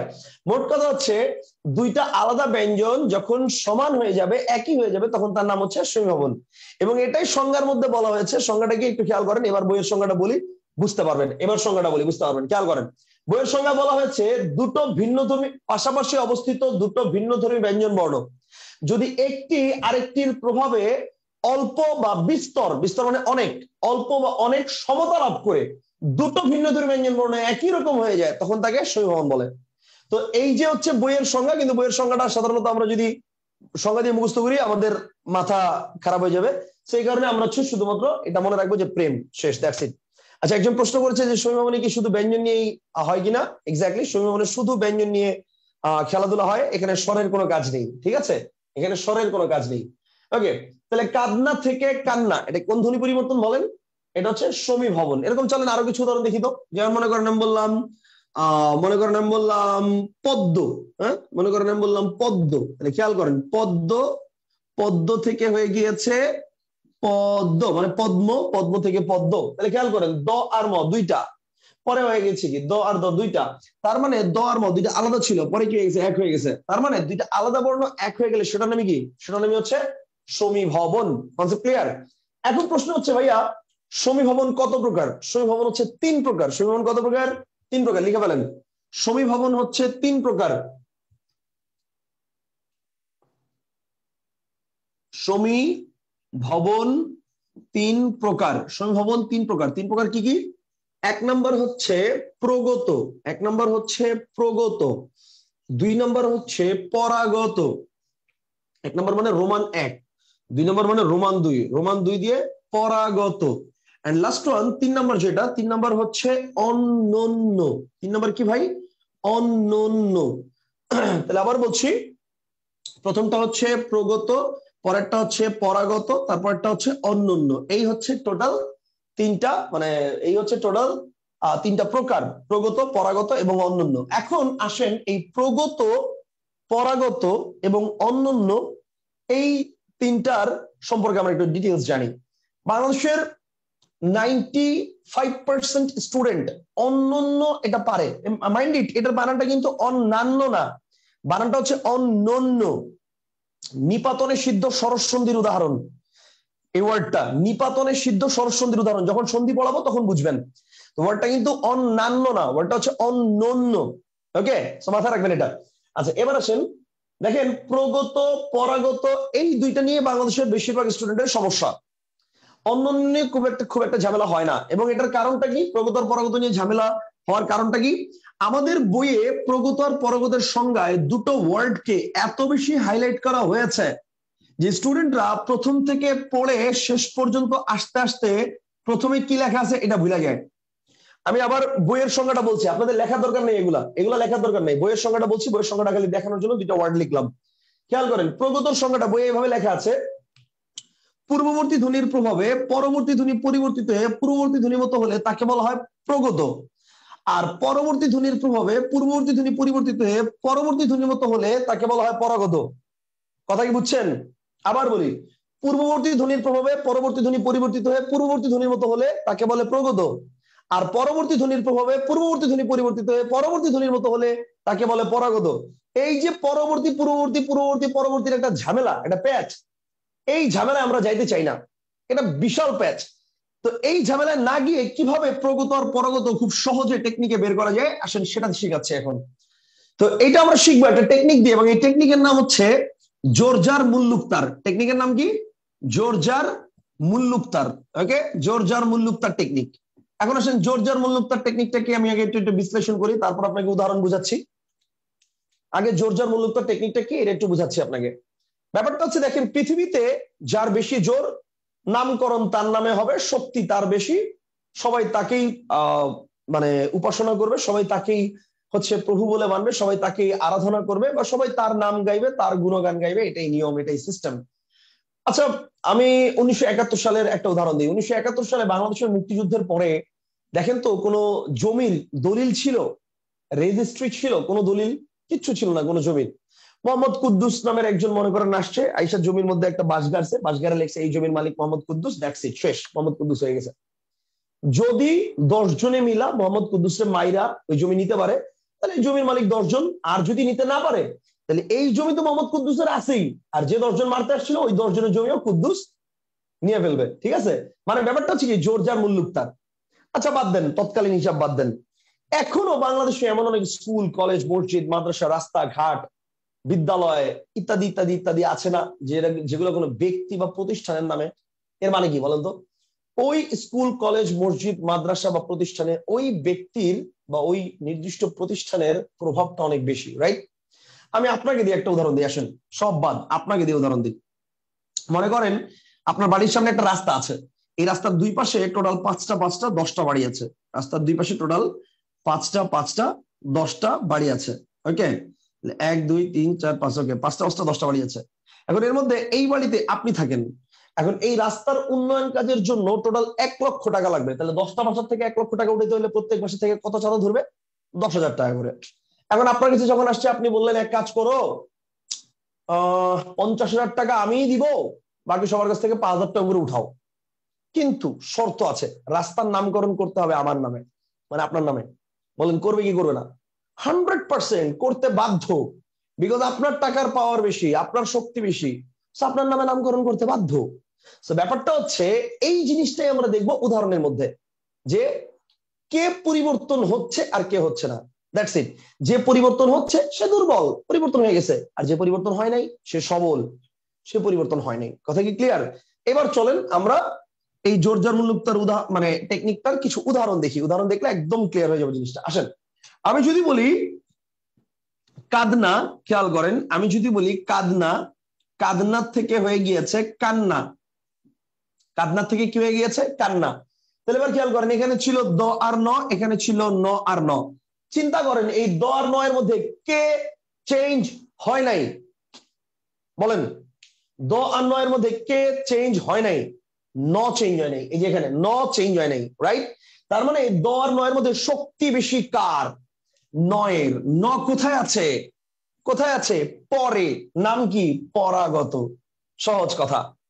ওকে, আসেন আমি যদি বলি পদ্ম, দ আর ম, এখান থেকে হয়ে গিয়েছে পদ্ম, দ আর দ। এবার চিন্তা করেন তো, দেখেন তো এই দ আর ম এর মধ্যে প্রথম যে দ আর মটা আছে, এই দ আর ম এর মধ্যে কে চেঞ্জ হয় নাই? দ আর ম এর মধ্যে কে চেঞ্জ হয় নাই? দেখেন দ চেঞ্জ হয় নাই, তাহলে শক্তি বেশি কার? দয়ের। দ কোথায় আছে? দ আর ম, এই দুইটার মধ্যে দ কোথায় আছে? প্রথমে। নাম কি? প্রগত। দ্যাটস ইট, শেষ। Concept clear? কারো কোনো কোশ্চেন থাকলে বলতে পারেন, না বুঝলেও বলতে পারেন। আলহামদুলিল্লাহ।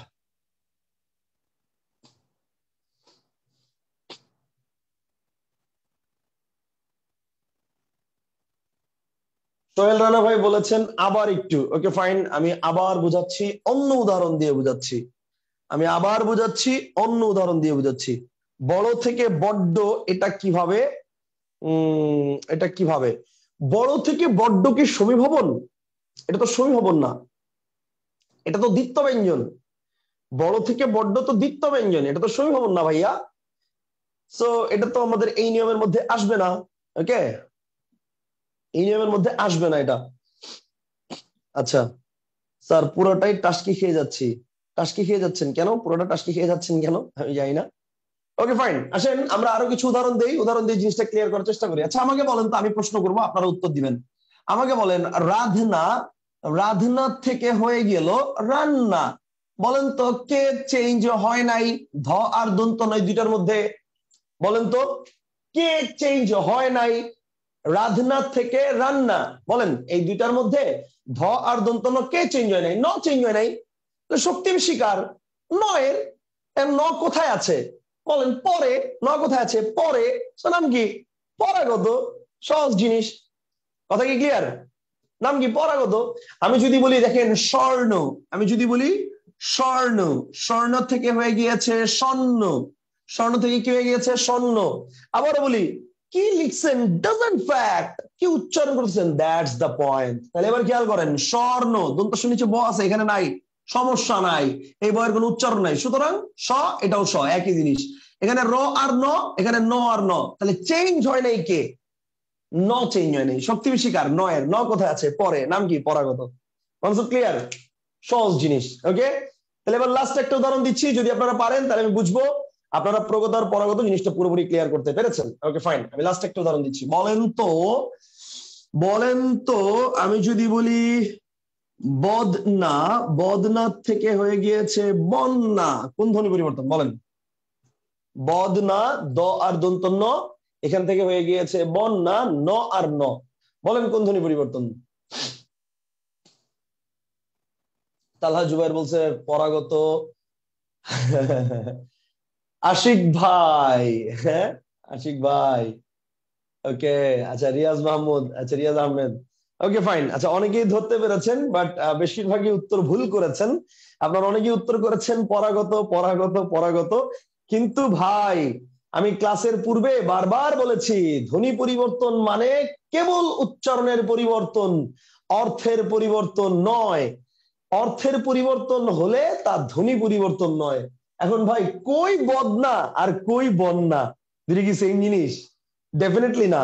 সো অর্থই তো চেঞ্জ হয়ে গেছে, অর্থই তো চেঞ্জ হয়ে গেছে। এটা কেন ধ্বনি পরিবর্তন হবে? এটা কোনো ধ্বনি পরিবর্তনই না। ওকে, এখন বলতে পারেন ভাই দুইটারই তো স্রোতের সৃষ্টি করে কাজ, ঠিক আছে, দুইটাই স্রোতের সৃষ্টি করে কাজ, ঠিক আছে এক, কিন্তু দুইটার স্রোতের সৃষ্টি করার স্কোপ তো আলাদা। কথা কি ক্লিয়ার? এই ধরনের অনেক প্রশ্ন দিয়েও কিন্তু আপনাদেরকে অনেক সময় টিচাররা কনফিউজ করতে পারে। সাচ এজ আমি একটা উদাহরণ দিই, যেমন মনে করেন মাছ, মাছ থেকে হয়ে গিয়েছে মাছি, এটা কোন ধ্বনি পরিবর্তন? এখন দেখেন লাস্টে কি আসছে, নতুন করে একটা রস্বীকার আসছে, নাম হচ্ছে কি অন্তঃস্বরাগম। এক স্টুডেন্টের সাথে আমার তো পুরো তর্কাতর্কি লেগে গেছে। স্টুডেন্ট মানে আমাকে বলতেছে স্যার মাছ থেকে মাছে এটা অন্তঃস্বরাগম হবে। আমি একটা পরীক্ষায় কোশ্চেন করছিলাম এন্ড সেখানে অ্যান্সার ছিল কোনোটি নয়, অপশনে ছিল এবং সেটাই উত্তর, কিন্তু সে দেখাইছিল অন্তঃস্বরাগম। এখন প্রশ্ন হচ্ছে স্যার এটা অন্তঃস্বরাগম কেন হইলো না? আর আমি ব্যাখ্যা যে দিব, ব্যাখ্যা দেওয়ার স্কোপ দিচ্ছে না আমারে। স্যার আপনি তো বলছেন লাস্টে যদি রস্বীকার আসে এটা অন্তঃস্বরাগম। আরে ভাই সবই ঠিক আছে, কিন্তু কই মাছ আর কই মাছি, অর্থ কি এক? ডেফিনেটলি না। সো অর্থের পরিবর্তন মানে এটা ধ্বনি পরিবর্তনই না। Concept clear? That's the point. Okay, so তাহলে আশা করি বুঝতে পারছি। মাঝে মাঝে এই জন্য আগে দেখে নিবেন যে যে শব্দগুলো দিয়েছে সেই শব্দগুলো কি অর্থের পরিবর্তন হচ্ছে কিনা। ওকে, তাহলে প্রগত আর পরাগত আশা করি আমি বুঝতে পারছি। এবার আসেন অন্যান্য। অন্যান্য কোনটা? যদি এই মনে করেন দুইটাই পরিবর্তন হয়ে যায়, মনে করেন যে দ আর ন আছে, এখানে দ আর ন কোনোটাই থাকবে না, দুইটাই পরিবর্তন, তখন সেটা নাম হচ্ছে অন্যান্য। যেমন কি, যেমন মনে করেন বিদ্যা, যেমন মনে করেন বিদ্যা, তাহলে বিদ্যার মধ্যে বলেন তো দ কয়টা? বিদ্যা, এখানে দ কয়টা বলেন তো? দুইটা দ। কটা লিখছেন সেটা ফ্যাক্ট না, কটা উচ্চারণ করতেছেন? বিদ্যা, কয়টা দ? দুইটা দ। দুইটা দ এর মধ্যে পরে দেখেন তো কয়টা উচ্চারণ করতেছেন? বিদ্যা। বলেন বিদ্যা থেকে হয়ে গেছে বিদ্যা, বলেন দুইটা দ এর কয়টা আছে? একটাও নাই। সো দুইটা দ এর দুইটাই পরিবর্তন হয়ে গেছে, নাম কি? অন্যান্য সংহবন। Concept clear? আরো দেখেন, যেমন মনে করেন সত্য, সত্য থেকে হয়ে গেছে স্বচ্ছ, সত্য থেকে কি হয়ে গেছে? স্বচ্ছ। তাহলে খেয়াল করেন সত্য, ত কয়টা উচ্চারণ করতেছেন? দুইটা, পরে কয়টা আছে? একটাও নাই। তাহলে দুইটার একটাও নাই, দুইটাই পরিবর্তন হয়েছে, নাম কি? অন্যান্য। আমি কি বুঝতে পারছি? ওকে, রাজ ভাই হাত তুলেছে, আনমিউট করেছি ভাই, বলেন। হ্যাঁ জি ভাইয়া, এখানে সত্য, সত্য, বিদ্যা, বিদ্যা, এটাতে ভাই অর্থ চেঞ্জ হয়ে যায়নি? মানে আচ্ছা, গুড কোশ্চেন। আমি আমি এটা এক্সপেক্ট করতেছিলাম। ওই যে দাস ভাইও দেখেন কমেন্ট করেছে যে সত্য অর্থ কি। আসলে ব্যাপারটা কি, আমরা অনেক সময় জানি না যে এই শব্দ নামে কোনো শব্দ আছে, বাট অ্যাকচুয়ালি অর্থ চেঞ্জ হয় না এখানে। আর পরীক্ষার হলে আসলে এমন কমন ওয়ার্ডই আসবে যেটার অর্থটা চেঞ্জ আপনি ধরতে পারতেছেন। যদি আপনি এখন আপনি বলতে পারেন স্যার এটা তো আমি জানি না যেটা সত্য আর সত্য একই জিনিস কিনা, আমি কেমন বুঝবো? সেক্ষেত্রে আপনি ধরে নেবেন যে এটা একই জিনিস। পরীক্ষার হলে এমন ওয়ার্ড দিবে না যেটা আপনি জানেন না, ঠিক আছে, আবার সেটার অর্থও চেঞ্জ দিবে, এমন ওয়ার্ডই দিবে যেটা ট্রিকি ওয়ার্ড। যেমন মনে করেন নাক থেকে কান, এটা কোন ধ্বনি পরিবর্তন? জায়গা পরিবর্তন করছে, কিন্তু নাক আর কান এক জিনিস না, সো এটা ধ্বনি পরিবর্তন হবে না, এরকম জিনিস আসবে। এখন দেখেন সত্য, এটা আমি একটু বলে দিচ্ছি। সত্য এটা actually Bangladeshi word, but Bangladesh থেকে প্রথমে একটু ইন্ডিয়া গেছিল, ইন্ডিয়া থেকে ঘুরে ঘুরে আবার বাংলাদেশে আসছে। আমি হিস্ট্রিটা বলি। সত্য এটা থেকে প্রথমে হয়ে গেছে, ইন্ডিয়া যখন গেছে ওয়ার্ডটা হয়ে গেছে হচ্ছে সত্যিয়া। ওকে, সত্যিয়া। সত্যিয়া থেকে হয়ে গেছে সচ্চা, সচ্চা থেকে হয়ে গিয়েছে স্বচ্ছ, স্বচ্ছ থেকে হয়ে গিয়েছে সাচা, সাচা থেকে হয়ে গিয়েছে, সাচা থেকে হয়ে গিয়েছে হাচা। এবং আপনি দেখবেন পুরান ঢাকার যারা আছে ওরা কিন্তু বলে হাঁচা কথা কইছো, ওরা বলে কি হাঁচা কথা কইছো, এটা হাঁচা কথা কইছো এর মানে কি সত্যি কথা বলছো। এখন দেখেন কই সত্য আর কই হাঁচা, বুঝতে পারছেন? তাহলে কেমনি একদিনে হয় নাই, আস্তে আস্তে আস্তে আস্তে যুগের পর যুগ সময় নিয়ে তারপরে পরিবর্তন হয়েছে। সত্য থেকে সত্য, সত্য থেকে সচ্চা, সচ্চা থেকে সত্য, সত্য থেকে সাচা, সাচা থেকে হাঁচা। এখন আমাদের এত ডিটেলস জানা না জানলেও হবে, আমাদের পরীক্ষা হলে যেটা দিবে সেটার মধ্যে আপনি জাস্ট করে মিলাবেন যে দুটো পরিবর্তন হয়েছে কি হয়নি। That's it. বুঝতে পারছেন? বাংলাদেশের অনেক প্রত্যন্ত অঞ্চলে বিদ্যাকে বিদ্যা বলা হয়। ওকে, ফরাজ ভাই আনমিউট করেছি, বলেন। জি স্যার, সেটা হচ্ছে যে অন্যান্য সমীভবনে এই যে বিদ্যা সত্য সত্য, এখানে কি এই যে ফলাগুলো লাস্টে দ্বিতীয় উচ্চারণ হয় সেগুলো কি সবসময় অন্যান্য সমীভবনের মধ্যে পড়ে? আমি আপনার প্রশ্ন বুঝি নাই। মানে এই যে বিদ্যা তারপর হচ্ছে সত্য সত্য, এখানে তো বিদ্যা শেষে দুইবার মানে জ ফলার জন্য দুইবার দ উচ্চারণ হচ্ছে, আবার সত্যর ক্ষেত্রে জ ফলার জন্য দুইবার দ উচ্চারণ হচ্ছে। তা এরকম যদি কোনো জ ফলাযুক্ত কিছু দেখি সেগুলা কি যদি দুইবার উচ্চারণ হয় সেগুলা কি অন্যান্য বলা যায়, মানে জেনারেলাইজ হিসেবে? না না না, এটা বাধ্যতামূলক না যে লাস্টে জফলা থাকলেই সেটা ওই হবে, ওটা কি বলে, সেটা যে অন্য অন্য সমীভবন হবে। এটা আপনি দেখতে হবে যে সেই জফলাটার কারণে যে উচ্চারণটা হয়েছিল সেই উচ্চারণটার কারণে পরবর্তীতে সেম একই ধ্বনি আছে কিনা। যদি একই ধ্বনি না থাকে, দুটি পরিবর্তন হয়, সেক্ষেত্রে অন্য, আদারওয়াইজ বলা যাবে না। বুঝছেন? আচ্ছা, জি বুঝছি, ধন্যবাদ। ওকে ভাই, After mute. Okay, sorry. Okay. Okay fine, তাহলে আমরা চলে যাই আবার আমাদের আগের জায়গায়। তাহলে বিদ্যা সত্য সত্য এগুলো আমরা আলোচনা করলাম। আমরা আলোচনা করলাম হচ্ছে সমীভবন নিয়ে। এতক্ষণ কি নিয়ে আলোচনা করলাম? সমীভবন নিয়ে। আচ্ছা, একজন বলছে স্যার বিশ্ব থেকে বিশ্ব। সুমাইয়া আপু, আপনি যেটা লিখছেন এটা কোনো ধ্বনি পরিবর্তনই হয় নাই, কারণ এটা একই উচ্চারণ।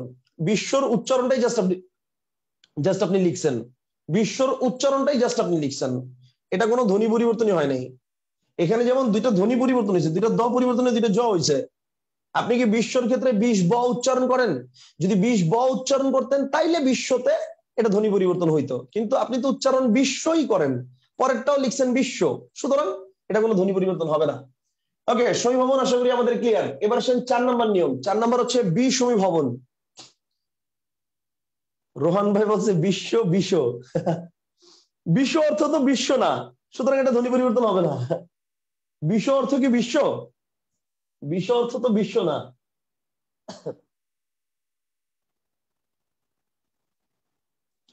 ওকে ফাইন, আমরা 4 নম্বর পয়েন্টে চলে যাই। ও ভেরি গুড, একজন একটা পয়েন্ট করেছে, উচ্চারণ করেছেন ভাই, তদ্ধিত। এটা একটু বুঝাইলে ভালো হয়। খুব ভালো একটা উদাহরণ, খুব ভালো। দেখেন, প্রগত, পরাগত আর হচ্ছে অন্যান্য, এই তিনটা যদি আপনি বুঝে থাকেন তাহলে এই তিনটার প্রেক্ষিতে আপনাকে একটা প্রশ্ন করতে পারি, সেটা হচ্ছে তৎ যোগ হিত সমান সমান তদ্ধিত। এইটা কোন ধ্বনি পরিবর্তন? তৎ যোগ হিত সমান সমান তদ্ধিত, এটা কোন ধ্বনি পরিবর্তন? দাস ভাই একটু পরে আপনার প্রশ্ন নিচ্ছি, আগে আমি এটা বুঝাই নিই। তৎ যোগ হিত তদ্ধিত, এটা কোন ধ্বনি পরিবর্তন? ওকে ফাইন, এইটা বাংলাদেশের অনেক স্টুডেন্ট অন্যান্যর মধ্যে ফেলে। কেন ফেলে খেয়াল করেন। তৎ এখানে ছিল খণ্ডত্ব, এখানে ছিল হ, দুইটাই পরিবর্তন এখানে হয়ে গেছে দ আর ধ, কি রাইট? এখানে ছিল খণ্ডত্ব, এখানে ছিল হ, দুইটাই পরিবর্তন হয়ে এখানে হয়ে গেছে দ আর ধ। কিন্তু এটা অ্যাকচুয়ালি অন্যান্য না, এটা হচ্ছে পরাগত, এটা হচ্ছে পরাগত। ওকে, এখন প্রশ্ন হচ্ছে ভাই এটা কেমনে পরাগত হইলো? এখানে হ পদ তো এখানে নাই, তাহলে হ এর প্রাধান্য বেশি কেমনে হইলো? আপনি উচ্চারণ করেন, আবারও বলছি, আমি আবারও, ভাই ভুলে হয়তো হাত উঠছে, আচ্ছা ওকে সমস্যা নাই, দাস ভাই হাত নামিয়ে দিয়েছি। ওকে, আবারও বলছি, খেয়াল করেন, তৎ উচ্চারণ করেন, তৎ উচ্চারণ করেন, তৎ তৎ তৎ। আচ্ছা, এবারে হিত উচ্চারণ করেন, হিত হিত হিত। এবার তদ্ধিত বলেন, তদ্ধিত তদ্ধিত তদ্ধিত। খেয়াল করেন, এই যে তদ্ধিত, এই তদ্ধিতের মধ্যে কিন্তু হিতটা আছে হিডেন ভাবে, হালকা। কথা কি ক্লিয়ার? এই হিতের মধ্যে মানে তদ্ধিত, ওই ধিতের মধ্যে হিতটা আছে। পরিষ্কার ভাবে আপনি দেখতে পারবেন যদি আপনি ওয়ার্ড গুলোকে ইংলিশে লিখেন। খেয়াল করেন, তৎ এটাকে যদি আমি ইংলিশে লিখি তাহলে হবে কি টি ও টি, তৎ। হিত এটাকে যদি ইংলিশে লিখি তাহলে কি হবে এইচ আই টি, হিত।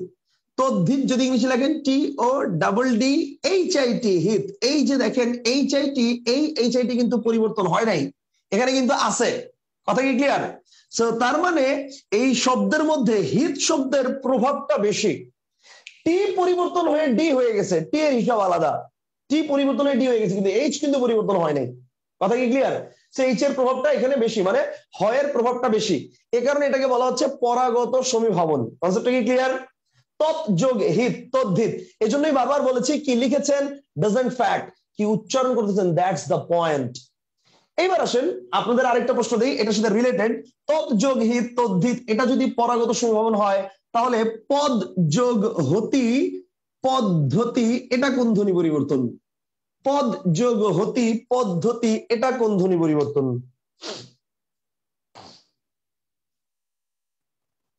পদ যোগ হতি পদ্ধতি, এটা কোন ধ্বনি পরিবর্তন? ওকে, তালহা জুবাইর বলেছে পরাগত, নয়ন ভাই বলেছেন প্রগত। ওকে, আচ্ছা, আদনান বলেছে পরাগত। আচ্ছা, ওকে, আমি বুঝতে পারতেছি পরাগত। আচ্ছা, রিয়াজ ভাই বলেছেন পরাগত। ওকে, বুঝতে পারতেছি। পরাগতটা বলার পেছনে আপনাদের কারণটা হচ্ছে এখানেও তো হ ছিল দয়ধ হয়েছে, এখানেও হ ছিল দয়ধ হয়েছে, এরকম কিছু আসলে না। ব্যাপারটা হচ্ছে এটা প্রগত, এটা পরাগত না। এটার কারেক্ট আনসার হচ্ছে এটা হচ্ছে প্রগত। এখন প্রশ্ন হচ্ছে ভাই কেন এটা প্রগত কেন? ওকে, বিকজ এইটা প্রগত, বিকজ এখানে প্রথম যে দটা ছিল সেই দটা পরিবর্তন হয় নাই, অপরিবর্তনীয় আছে। সেই দটা ডিরেক্টলি এখানে তার জায়গা দখল করে আছে। হ্যাঁ, এখন বলতে পারেন ভাই হ তো পরিবর্তন হয় নাই, হয়েরও তো একটা প্রভাব এখানে আছে। রাইট, হয়ের প্রভাব আছে কিন্তু কম, আর এখানে দটা ডিরেক্টলি আছে, সো ডেফিনেটলি দয়ের প্রভাবটা বেশি না। কথা কি বুঝতে পারছেন? এখানে যেমন দুইটাই পরিবর্তন হয়ে গেছে, খণ্ডত্ব হয়ে গেছে, হ হয়ে গেছে, দুইটার মধ্যে হটার প্রভাবটা বেশি, এই কারণে আমরা হকে ধরছি। আর এখানে হটা কিছুটা পরিবর্তন হয়েছে, দ কিছুই পরিবর্তন হয় নাই, তার মানে এখানে কি, এখানে দয়ের প্রভাবটা বেশি, সেই জন্য পদ যোগ হতি পদ্ধতি, এটা হচ্ছে প্রগত। Concept clear? সবাই কি ক্লিয়ার?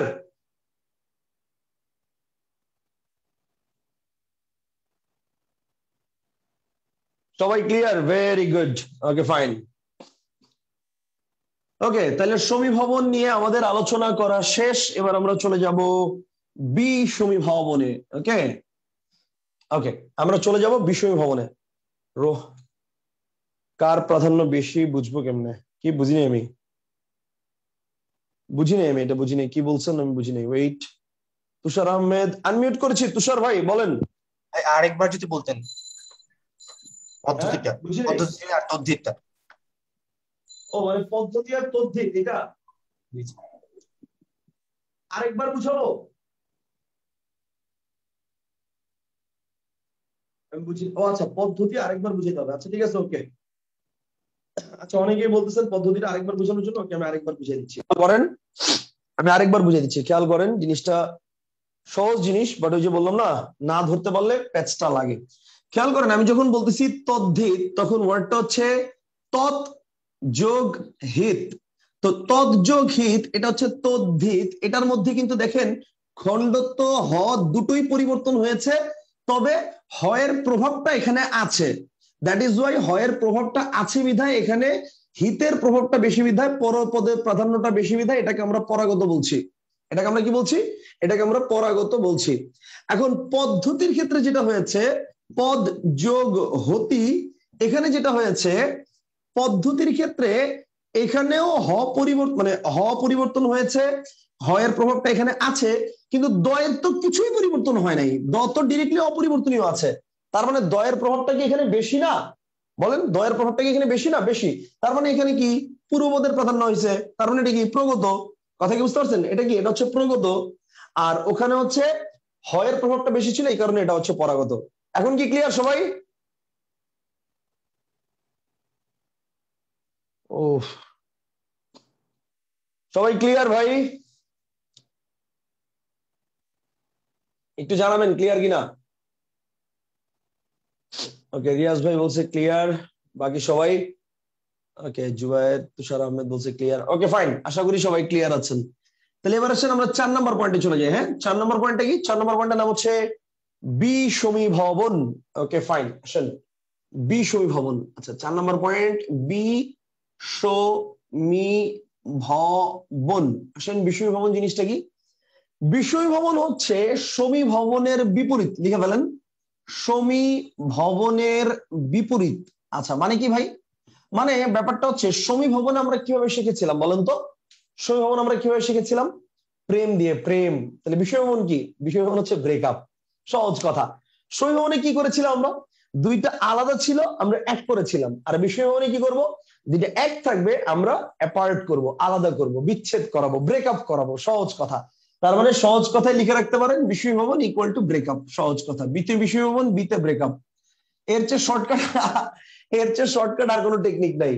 বিতে বিষয় ভবন, বিতে ব্রেকআপ বা বিতে বিচ্ছেদ, যাই বলেন না কেন এটা ব্রেকআপ বা বিচ্ছেদ বি দিয়েই হবে। Okay fine. এখন আসেন চলেন আমরা কিছু উদাহরণ দেখি এই ব্রেকআপের বা বিচ্ছেদের। যেমন মনে করেন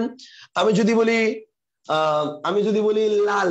এখন দেখেন লালকে বাংলাদেশের অনেক প্রত্যন্ত অঞ্চলে, ইভেন রংপুরেও ওরা লাল বলে না, ওরা বলে নাল। লাল জামা ওরা বলে নাল পিরান। তাহলে এবার খেয়াল করেন যে লালকে বলছে নাল। শরীর, খেয়াল করেন শরীর, র কয়টা, দুইটা। পরে দেখবেন হয়ে গেছে শরীর, র কয়টা, একটা। অর্থাৎ দুটো সমবর্ণের একটির পরিবর্তন হয়েছে। এখানে দুইটা সমবর্ণ ছিল না, ছিল।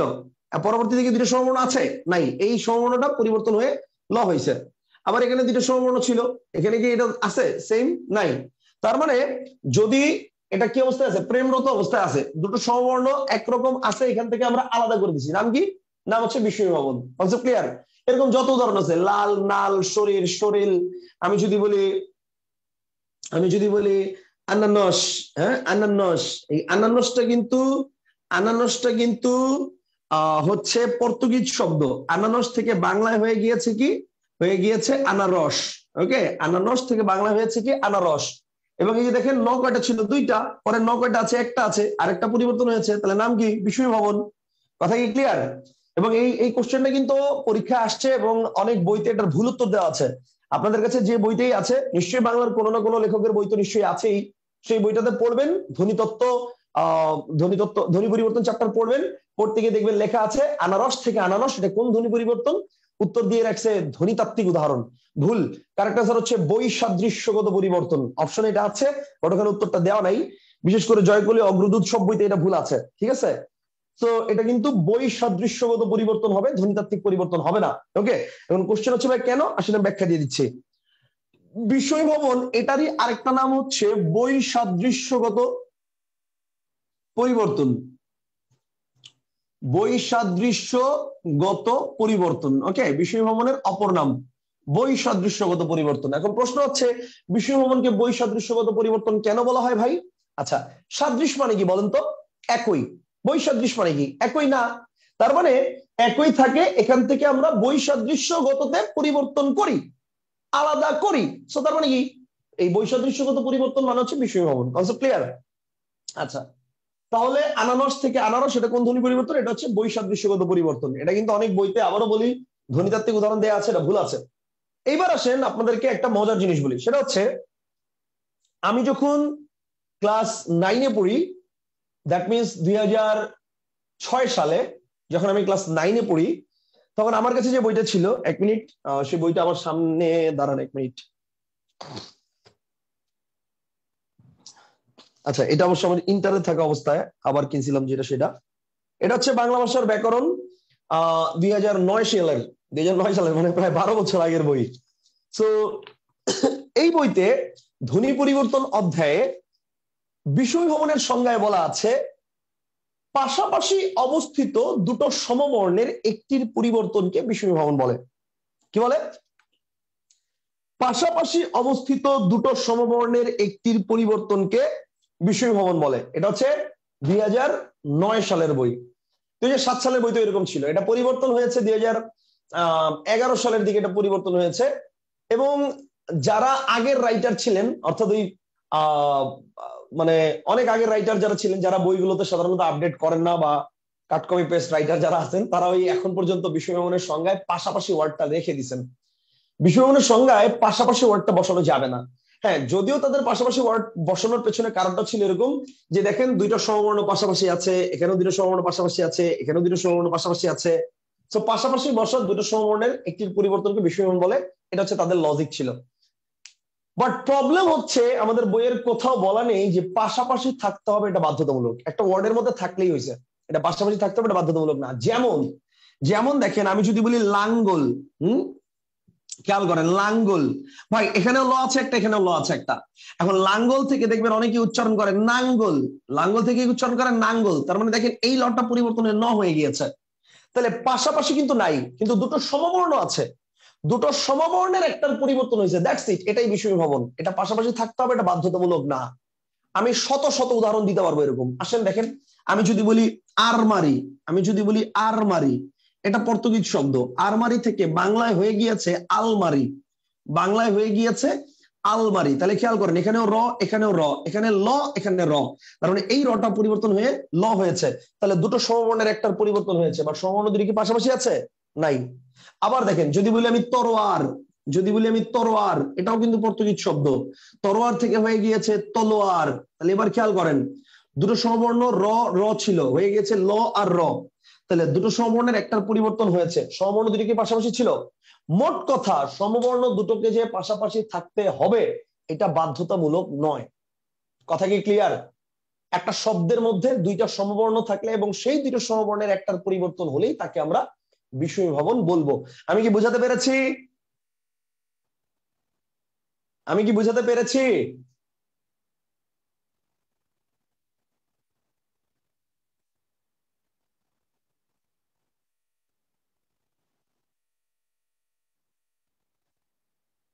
ওকে, জি ভাইয়া ক্লিয়ার। ভাই হাতে ব্যথা বললেন, ভ্যাকসিন নিয়েছেন নাকি আজকে? হ্যাঁ, গতকালকে নিছি ভাই, তো তো হাত মানে উঠাইতেই পারি না, এত কষ্ট হয়, এক্সট্রিমলি সরি। মেঘনা থেকে মেঘেনা। আচ্ছা, মেঘনা থেকে মেঘেনা এটা কিন্তু মধ্য স্বরাগম, ঘয়ের পরে একটা একারের উচ্চারণ হয়েছে, এটা কিন্তু আগে ছিল না, মানে একারটা আগে ছিল না, পরে নতুন এসেছে। তার মানে কি মধ্য স্বরাগম, মানে এসএমএস চেক করেন, একজন প্রশ্ন করেছে এক ভাই যে মেঘনা থেকে মেঘেনা এটা কোন ধ্বনি পরিবর্তন? এটা মধ্য স্বরাগম, শব্দের মাঝখানে নতুন করে এসছে। ওকে, তাহলে আশা করি সবাই ক্লিয়ার। তাহলে বিষয় ভবন নিয়ে আর কোনো ঝামেলা নেই আমাদের। ওকে, মুছে ফেললাম, বিষয় ভবন মুছে ফেললাম। এবার আসেন 5 নম্বর পয়েন্ট।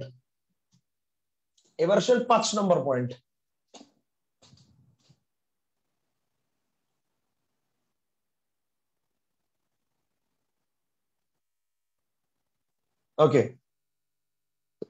আচ্ছা ভালো কথা, আগামীকালকে অর্থাৎ আগামীকালকে তো শুক্রবার, ফ্রাইডে আপনাদের ক্লাসটা যদি রাত 10টায় নেই, কোনো সমস্যা আছে? মেঘনা থেকে মেঘলা এটা তো হয় না, এটা হয় না।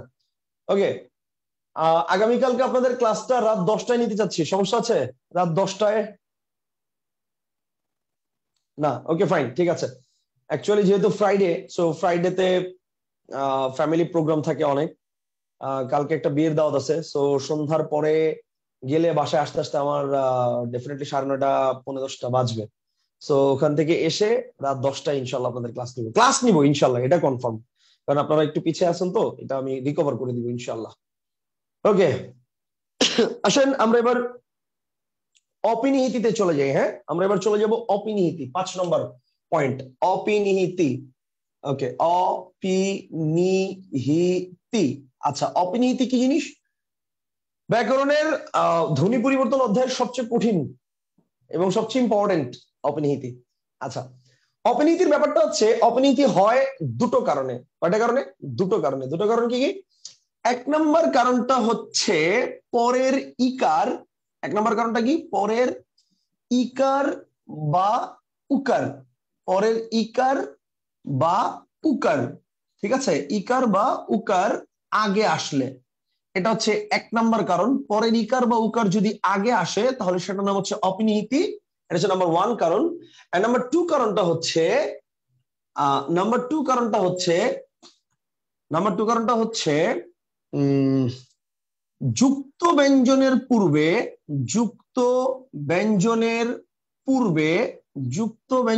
পূর্বে নতুন করে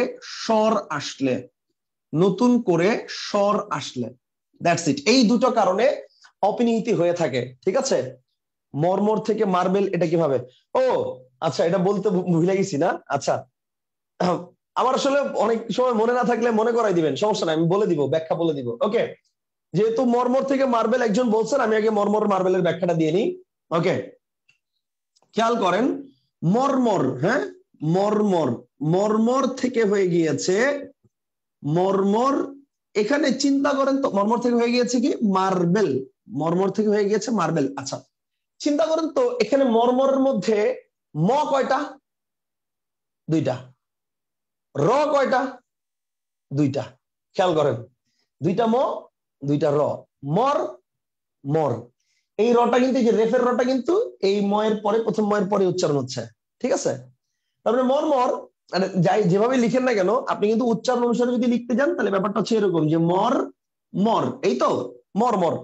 এখন মর্মর থেকে প্রথম ধাপে এটা হয়ে গিয়েছে মরবল, হয়ে গিয়েছে কি মর বল। তার মানে এই যে দুটো ম ছিল, দুটো ম এর মধ্যে একটা ম পরিবর্তন হয়ে গিয়েছে ব, আবার দুটো র ছিল, দুটো র এর মধ্যে একটা র পরিবর্তন হয়ে গিয়েছে ল। কথা কি ক্লিয়ার? আবার বলছি, দুটো ম ছিল, দুটো ম এর মধ্যে একটা ম পরিবর্তন হয়ে গিয়েছে ব, আবার দুটো র ছিল, দুটো র এর মধ্যে একটা র পরিবর্তন হয়ে গিয়েছে ল। এখন তাহলে মর্মর থেকে মরবল, এটা কোন ধ্বনি পরিবর্তন? বিস্ময়ী ভবন। কারণ কি দুটো সমবর্ণের একটার পরিবর্তন হয়েছে। Okay fine. এখন মর্মল থেকে হয়ে গিয়েছে মার্বেল, কারণ এখানে একটা নতুন করে আকার এসেছে, আবার এখানে নতুন করে আমার একার এসেছে। তার মানে এটা কি? এটা হচ্ছে মধ্য স্বরাগম। তার মানে মর্বল থেকে মার্বেল এটা হচ্ছে কি মধ্য স্বরাগম। এখন যেহেতু দুইটা ধাপে হয়েছে, ধাপ কয়টা? দুইটা। ধাপ দুইটা হইলে ওই যে বললাম না প্রথম ধাপটা কি? প্রথম ধাপটা হচ্ছে বিস্ময়ী ভবন। এই কারণে মর্মর থেকে মার্বেল বললে এটা বিস্ময়ী ভবনের উদাহরণ হিসেবে ধরা হয়। কিন্তু ডিরেক্টলি যদি বলে কেউ যে মর্মর থেকে মার্বেল এটা বিস্ময়ী ভবন কিভাবে, জীবনেও কেউ দেখাতে পারবে না, জীবনেও কেউ মিলাই দেখাতে পারবে না। সেলিম ভাই আনমিউট করেছি, বলেন ভাই। ভাইয়া এখানে তো মরমর আর মার্বেল দুইটার মিনিংই পুরো আলাদা, না তো না না এইখানে না না ধ্বনি পরিবর্তন হলো কেন? না না, দুটার মিনিং আলাদা না। আমি বলি, পাথরের সমার্থক শব্দের মধ্যেই আপনি মর্মরও পাবেন, মার্বেলও পাবেন, ঠিক আছে? আচ্ছা আমরা বলি না আচ্ছা মার্বেল আচ্ছা। পাথর, মার্বেল জি জি পাথর জি। ওই মানে পাথরটা হয়েছে কোথা থেকে? মার্বেল দ্বারা। এখানে আমরা যে খেলার মার্বেল বলি সেটাকে বোঝাচ্ছি না, বুঝতে পারছেন? আচ্ছা পাথর আচ্ছা, বোঝাচ্ছি, তার মানে পাথর। এই দুটো হচ্ছে সমর্থক শব্দ। হ্যাঁ হ্যাঁ হ্যাঁ, দুটো সমর্থক শব্দ। আচ্ছা, থ্যাংক ইউ, থ্যাংক ইউ ভাইয়া।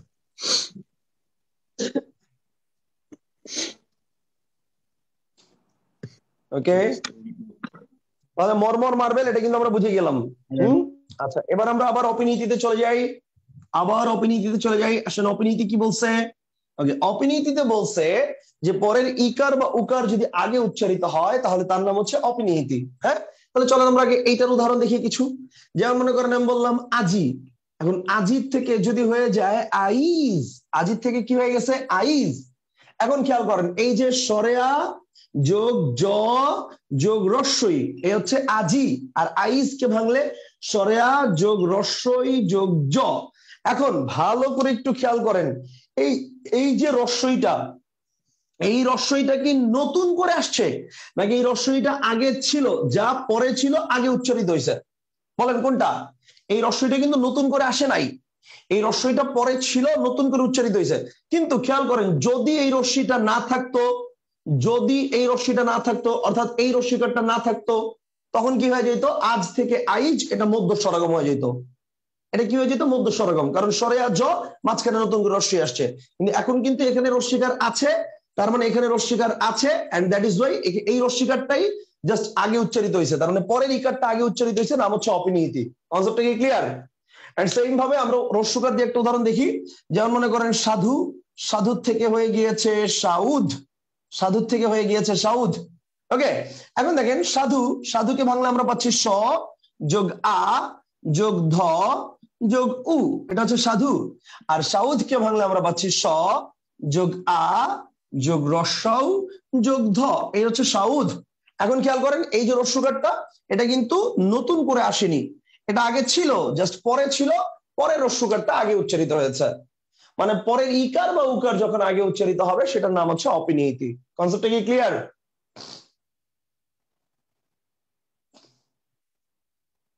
Is there any question? কারো কোনো প্রশ্ন আছে?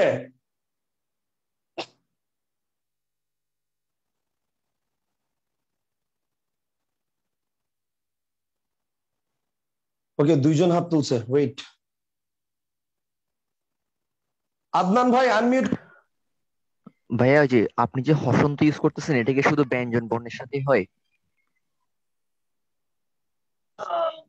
অ্যাকচুয়ালি এটা ব্যঞ্জন বর্ণের সাথেই হয়, and actually it is no value, it has no value. এখন ভ্যালু নাই কেন? বিকজ আমি আপনাকে বোঝানোর জন্য হস্ত ব্যবহার করছি। আপনার পরীক্ষা হলে কিন্তু এগুলো থাকবে না, পরীক্ষা শুধু একটু থাকবে সাধু সাধু, হ্যাঁ, আজি আইজ, এই বিশ্লেষণগুলো আমি আপনাকে বোঝানোর জন্য করতেছি, দ্যাটস ইট। এটা পরীক্ষা হলে আপনি না করলেও হবে। যেমন আমার এখন বিশ্লেষণ করা লাগে না, আমি এখন পর গুনে গুনে ওয়ার্ড দেখলে আমি বলতে পারি, মনে মনে চিন্তা করে বলতে পারি যে এটার মধ্যে এই জায়গায় এটা হয়েছে। এটা জাস্ট অনলি ফর প্র্যাকটিস। আপনি যখন প্র্যাকটিস করবেন আপনার তখন এই মানে ভাঙা লাগবে না, বাট এটা একদিনে হবে না, ডে বাই ডে নিজেকে ইনক্রিজ করতে হবে, নিজের দক্ষতা ইনক্রিজ করতে হবে। রাজ ভাই আনমিউট করছি, বলেন রাজ ভাই। জি ভাইয়া, এখানে একটা পয়েন্ট আপনি লিখছেন যে যুক্ত ব্যঞ্জনের পূর্বে নতুন করে স্বর আসলে, এটার একটা এক্সাম্পল দিলে ভালো হতো। আর দিব তো, এইটার উদাহরণ বুঝছেন কিনা এটা আগে প্রশ্ন। বুঝছি ভাই, আসলে মনে করছি শেষ করে ফেলছেন এটা, এজন্য না ভাই। শেষ না, শেষ না। আমি এইটার যেটা বুঝছেন কিনা সেটা হচ্ছে পয়েন্ট, এটা তো এখন পর্যন্ত বুঝাই নেই, বুঝাবো। আচ্ছা ঠিক আছে ভাই, সরি। আলহামদুলিল্লাহ। আচ্ছা ভাই কি কি এসএমএস দিয়েছেন একটু দেখে নি। যদি অপশনে মধ্য স্বরগম আর অপিনিহিতি দুইটাই থাকে তাহলে কি হবে? মানে মানে বুঝিনি।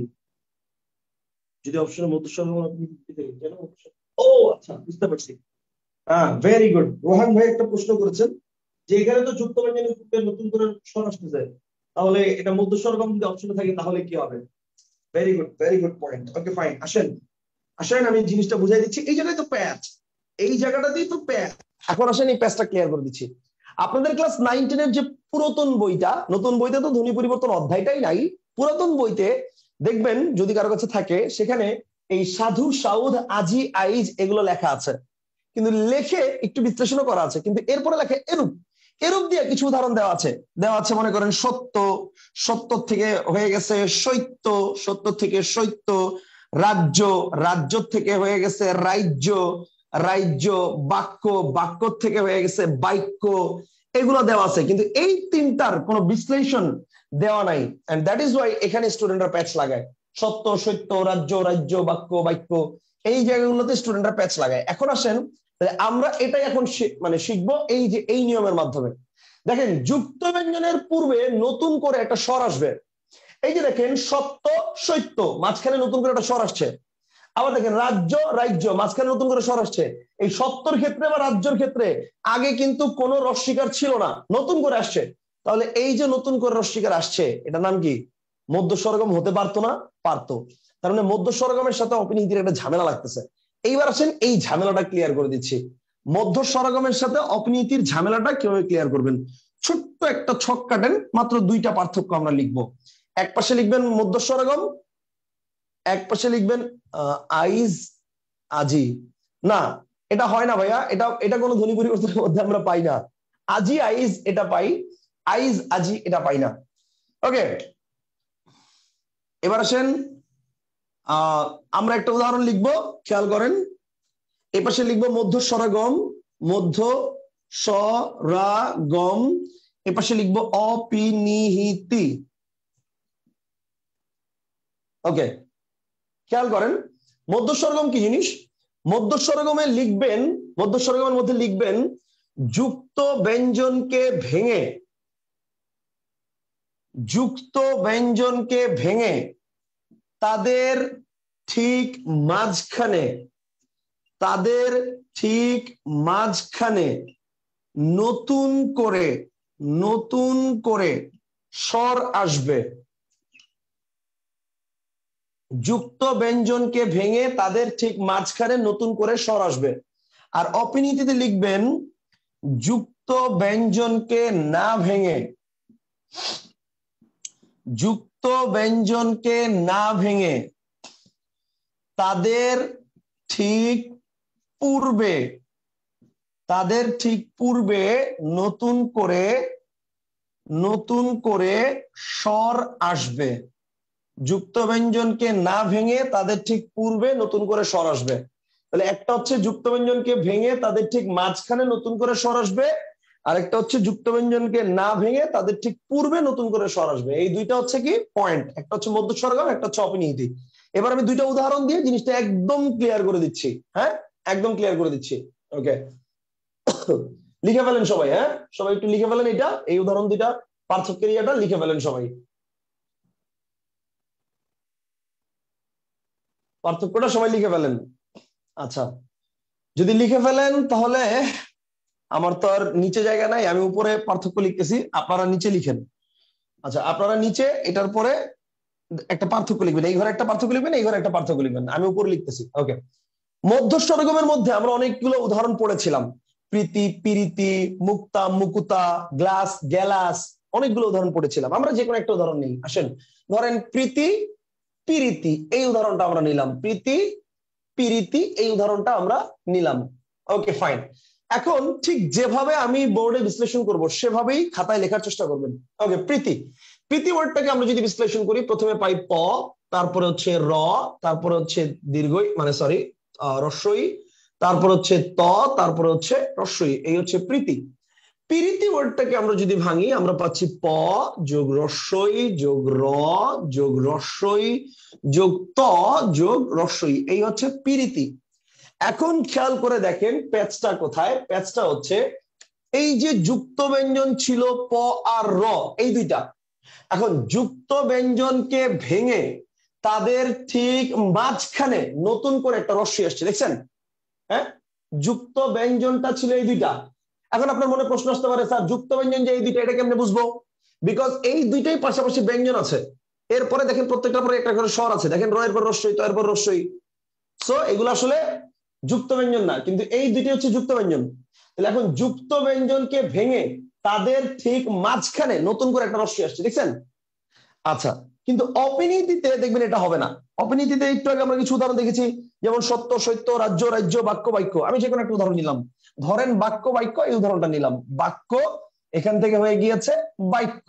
ওকে ফাইন, এখন বাক্য এটাকে যদি আমি ভাঙি, প্রথমে পাচ্ছি ব যোগ আ যোগ ক যোগ ক যোগ অ, এটা হচ্ছে বাক্য। আর বাক্যকে যদি ভাঙি তাহলে ব যোগ আ যোগ রস্বই যোগ ক যোগ ক যোগ অ, এই হচ্ছে বাক্য। এখন খেয়াল করেন বাক্যর মধ্যে যুক্ত ব্যঞ্জন ছিল ক আর ক, যুক্ত ব্যঞ্জনকে না ভেঙে তাদের ঠিক পূর্বে নতুন করে রস্বই আসছে, সেটার নাম হচ্ছে অপিনিহিতি। কিন্তু যুক্ত ব্যঞ্জনকে ভেঙে তাদের মাঝখানে আসলে এটার নাম মধ্য স্বরগম। কনসেপ্টটা কি ক্লিয়ার? আমি কি বুঝাতে পারছি একদম?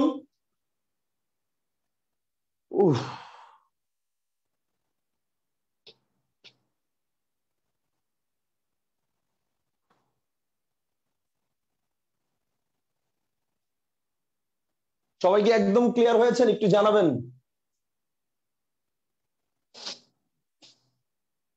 ওইটা একজন হাত তুলছে, ফারাজ ভাই, আমি আপনার হাত মানে অ্যান্সারটা একটু পরে দিচ্ছি, আপনার যে প্রশ্নই হোক একটু অ্যান্সারটা একটু পরে দিচ্ছি আমি, তার আগে আমি আরেকটা শর্টকাট টেকনিক বলবো।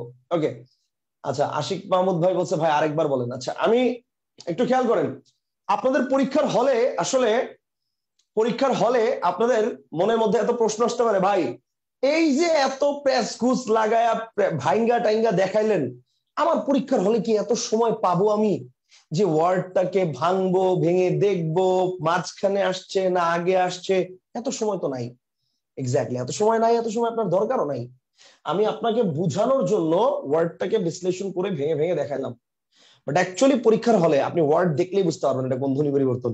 আপনার এটা ভাঙা লাগবে না, বাট সেটার জন্য আপনার প্র্যাকটিস করতে হবে, প্রচুর পরিমাণ প্র্যাকটিস করতে হবে। আমার এখন ওই ওয়ার্ড দেখলে আমি ভাঙতে পারি, একটাই কারণ, সেটা হচ্ছে প্র্যাকটিস। তারপরও একটা টেকনিক আছে, আমি টেকনিক দেখাই দিচ্ছি, খেয়াল করেন। একটা টেকনিক আছে, টেকনিক দেখাই দিচ্ছি, খেয়াল করেন। মধ্য স্বরগমের যত উদাহরণ আছে, মধ্য স্বরগমের যত উদাহরণ আছে, সব উদাহরণের মধ্যে যুক্ত ব্যঞ্জনটা প্রথমে যা থাকে পরে সেইম থাকে না, ভেঙে যায়। যেমন দেখেন, যেমন ছিল মুক্তা, কর্ত, দেখেন একসাথে ছিল, পরে হয়ে গিয়েছে কি দেখেন মুকুতা, ভেঙে গেছে না? বলেন ভেঙে গেছে না?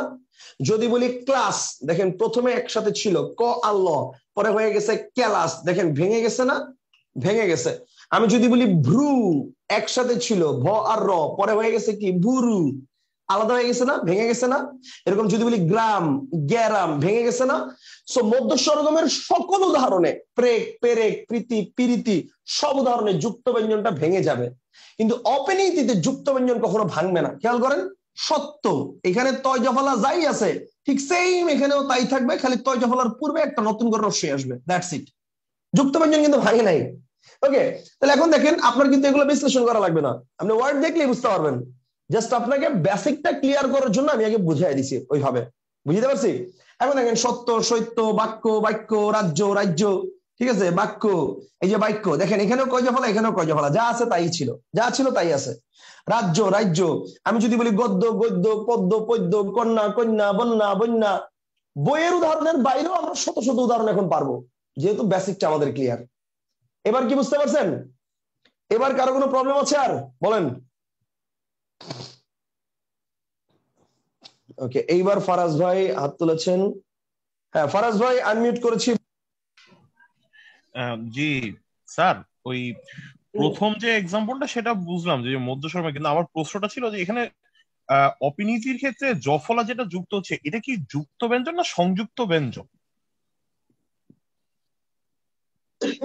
অ্যাকচুয়ালি সংযুক্ত ব্যঞ্জন, যুক্ত ব্যঞ্জন না। আমরা উচ্চারণের ক্ষেত্রে এটাকে যুক্ত ব্যঞ্জন হিসেবে কাউন্ট করছি, এই আর কি। মানে অ্যাকচুয়ালি এটা যুক্ত ব্যঞ্জন না, কয় জফলা এটা কোনো যুক্ত ব্যঞ্জন হিসেবে কাউন্ট হবে না, এটা সংযুক্ত ব্যঞ্জন। মানে কয়ের সাথে একটা ব্যঞ্জন যুক্ত হয়েছে, ফলা মানে জ ফলা, এটা তো ফলা, তো ফলা যুক্ত হয়েছে, ফলা যুক্ত হলে সেটাকে আমরা কখনো যুক্ত ব্যঞ্জন বলি না। কিন্তু এখানে উচ্চারণের ক্ষেত্রে আমরা দেখতেছি যে একটা জফলা থাকলে দুইটা উচ্চারণ হচ্ছে, সেক্ষেত্রে আমরা এটাকে যুক্ত ব্যঞ্জন দিয়ে বোঝানোর চেষ্টা করেছি, বুঝতে পারছেন? জি। আর স্যার আরেকটা প্রশ্ন ছিল, সেটা হচ্ছে যে ফলা যেগুলো আছে, এখন মাঝে মাঝে কিছু যুক্ত ব্যঞ্জন আপনার হচ্ছে কিছু কিছু সংযুক্ত বর্ণ আপনার ন যোগেও হয়, আবার কিছু কিছু যুক্ত বর্ণ ন যোগেও হয়। তো এক্ষেত্রে ন ফলা যুগে কোনটা হচ্ছে, আবার নর্মাল যুক্ত বর্ণ এটা হচ্ছে, এই দুই জিনিসকে আলাদা করার কি কোনো সিস্টেম আছে?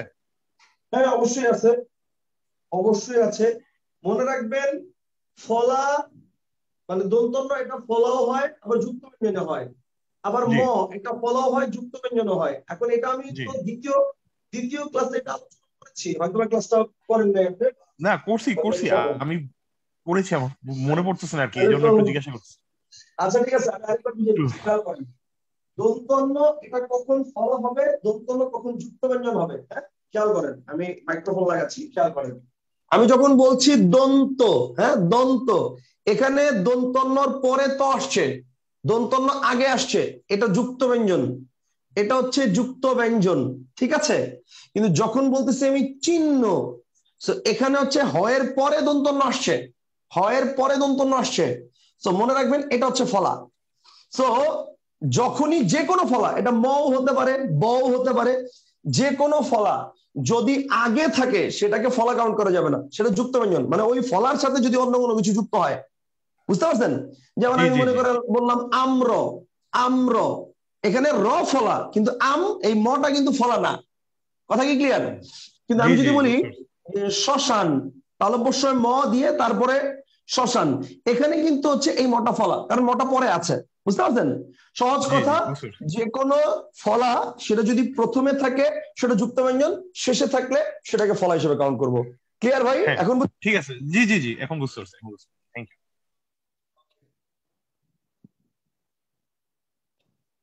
তাহলে আমাদের এটা কি গেল, অপিনীতি গেল। ওকে, অপিনীতি গেল। এবার আসেন লাস্ট পয়েন্ট আজকের জন্য। আজকের জন্য আমি বলছিলাম 6টা বা 7টা পয়েন্ট পড়াবো, 7টা পড়াবো না, 6টাই পড়াবো। আজকের জন্য লাস্ট পয়েন্ট সেটা হচ্ছে অভিশ্রুতি। আমরা অভিশ্রুতি পড়বো, এন্ড দেন আজকের মতো এখানে ইতি, বাকিটা ইনশাআল্লাহ আগামীকাল। ওকে আচ্ছা, অভিশ্রুতি, অভিশ্রুতি, অভিশ্রুতি কত নাম্বার? 6 নাম্বার। আচ্ছা, অভিশ্রুতি জিনিসটা কি?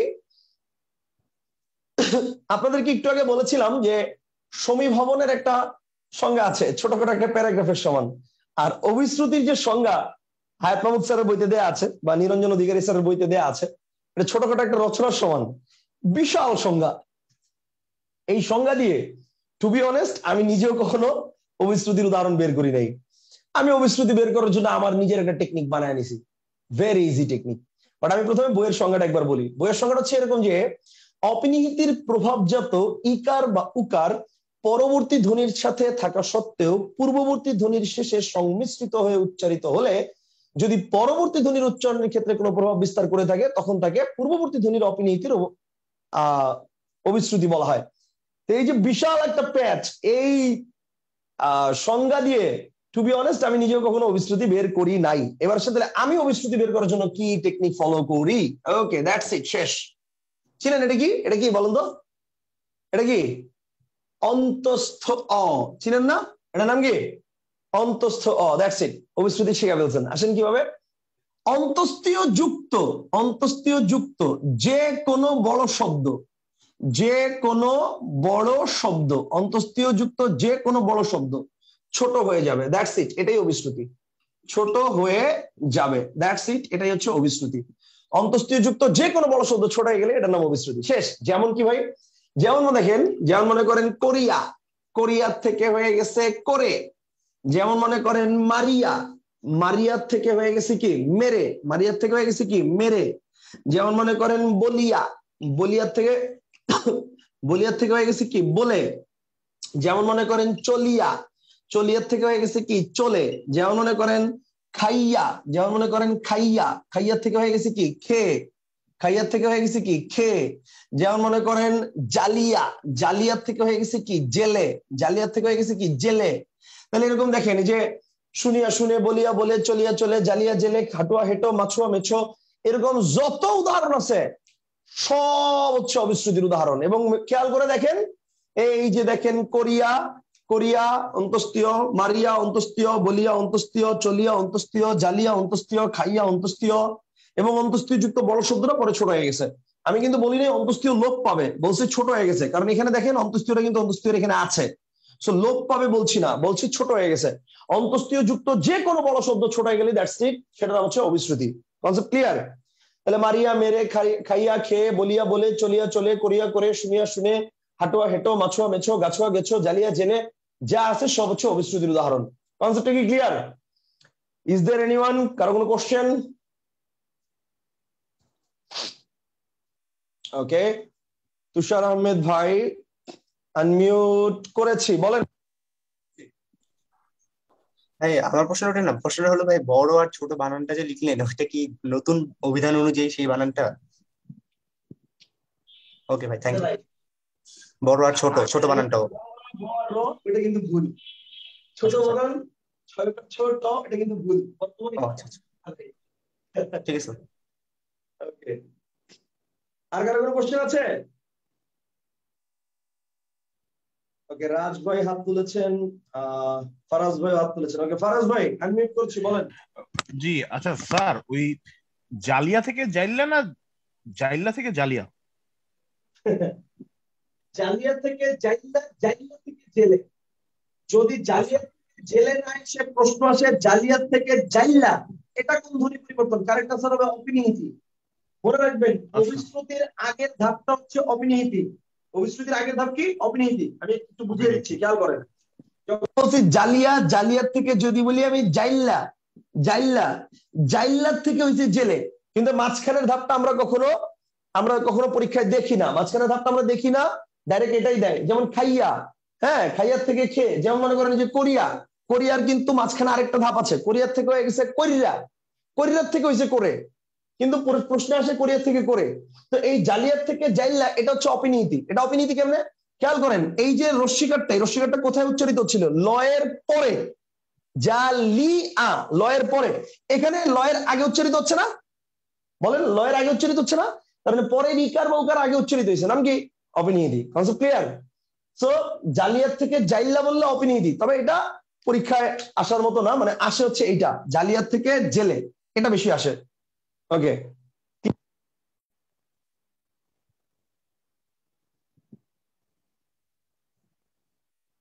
রাজ ভাই অ্যাডমিট করেছি, বলেন। জি ভাই, ওই যে একটু আগে যে ভাইয়া বড় ছোটর যে বানানের কোশ্চিনটা করলাম, আমার একটা কোশ্চেন হলো করো বানানটা কি ক বসানো হয় ওকার নাকি ক বসানো র? পড়ো পড়ো, এই যে এটা পড়ো। করো করো করো করো, ক বসানো র না, ক ডু, মানে কাজ করো, এটা কাজ করো, হ্যাঁ হ্যাঁ হ্যাঁ হ্যাঁ হ্যাঁ। Okay fine. কাজ করো মানে ওকার আছে, ওকার আছে, কিন্তু আচ্ছা পড়ো মানে কিন্তু ওকার নাই। ওকে এখন প্রশ্ন হচ্ছে ভাই কেন পড়া বানানে ওকার নাই কেন? বিকজ পড়ো করো এটা হচ্ছে ক্রিয়াপদ। ক্রিয়াপদের বানানে স্বভাবত বা সাধারণভাবে ওকার দেওয়া যাবে না, যদি না সেখানে অর্থ সংশয়ের কোনো আশঙ্কা থাকে। যেমন এই যে করো, এখানে যদি ওকার না দেন তাহলে হচ্ছে করো এভাবে হয়ে যাবে, আর এই কর মানে হচ্ছে হাত, এই কর মানে কি হাত। সো অর্থ পরিবর্তনের আশঙ্কা আছে, কিন্তু এই অর্থ পরিবর্তনের আশঙ্কা যদি না থাকতো তাহলে আপনি ওকার দিতে পারতেন না। যেমন আমি এখন যাবো, এই যাবো মানে কিন্তু ওকার উচ্চারিত হলে ওকার দেওয়া যাবে না, বুঝতে পারছেন? আবার মনে করেন আমি এখন খাবো, ওকার দেওয়া যাবে না। কিন্তু যদি মনে করেন তুমি সে আমাকে একটি বই দিল, এখানে ওকার দিতে হবে, এখানে ওকার দিতে হবে। এখানে যদি ওকার না দেন তাহলে একটু হয়ে যাবে দিল। দিল মানে কি মন, তোমার দিল কি দয়া হয় না, গান শুনেন নাই?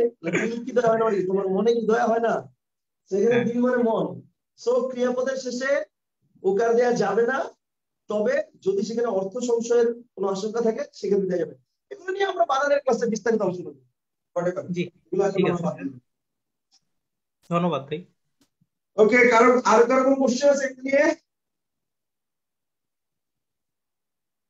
ফরাজ ভাই আর কোনো কোশ্চেন আছে?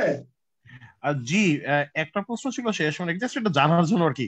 প্রথম প্রশ্নটা হচ্ছে যে পরপরর হিসাবে তো তাহলে কোনো তো সেম ওকার হবে তাই না? কোনো, ওই যে কোনো যে কোনো, আমরা যে বলি না কোনো।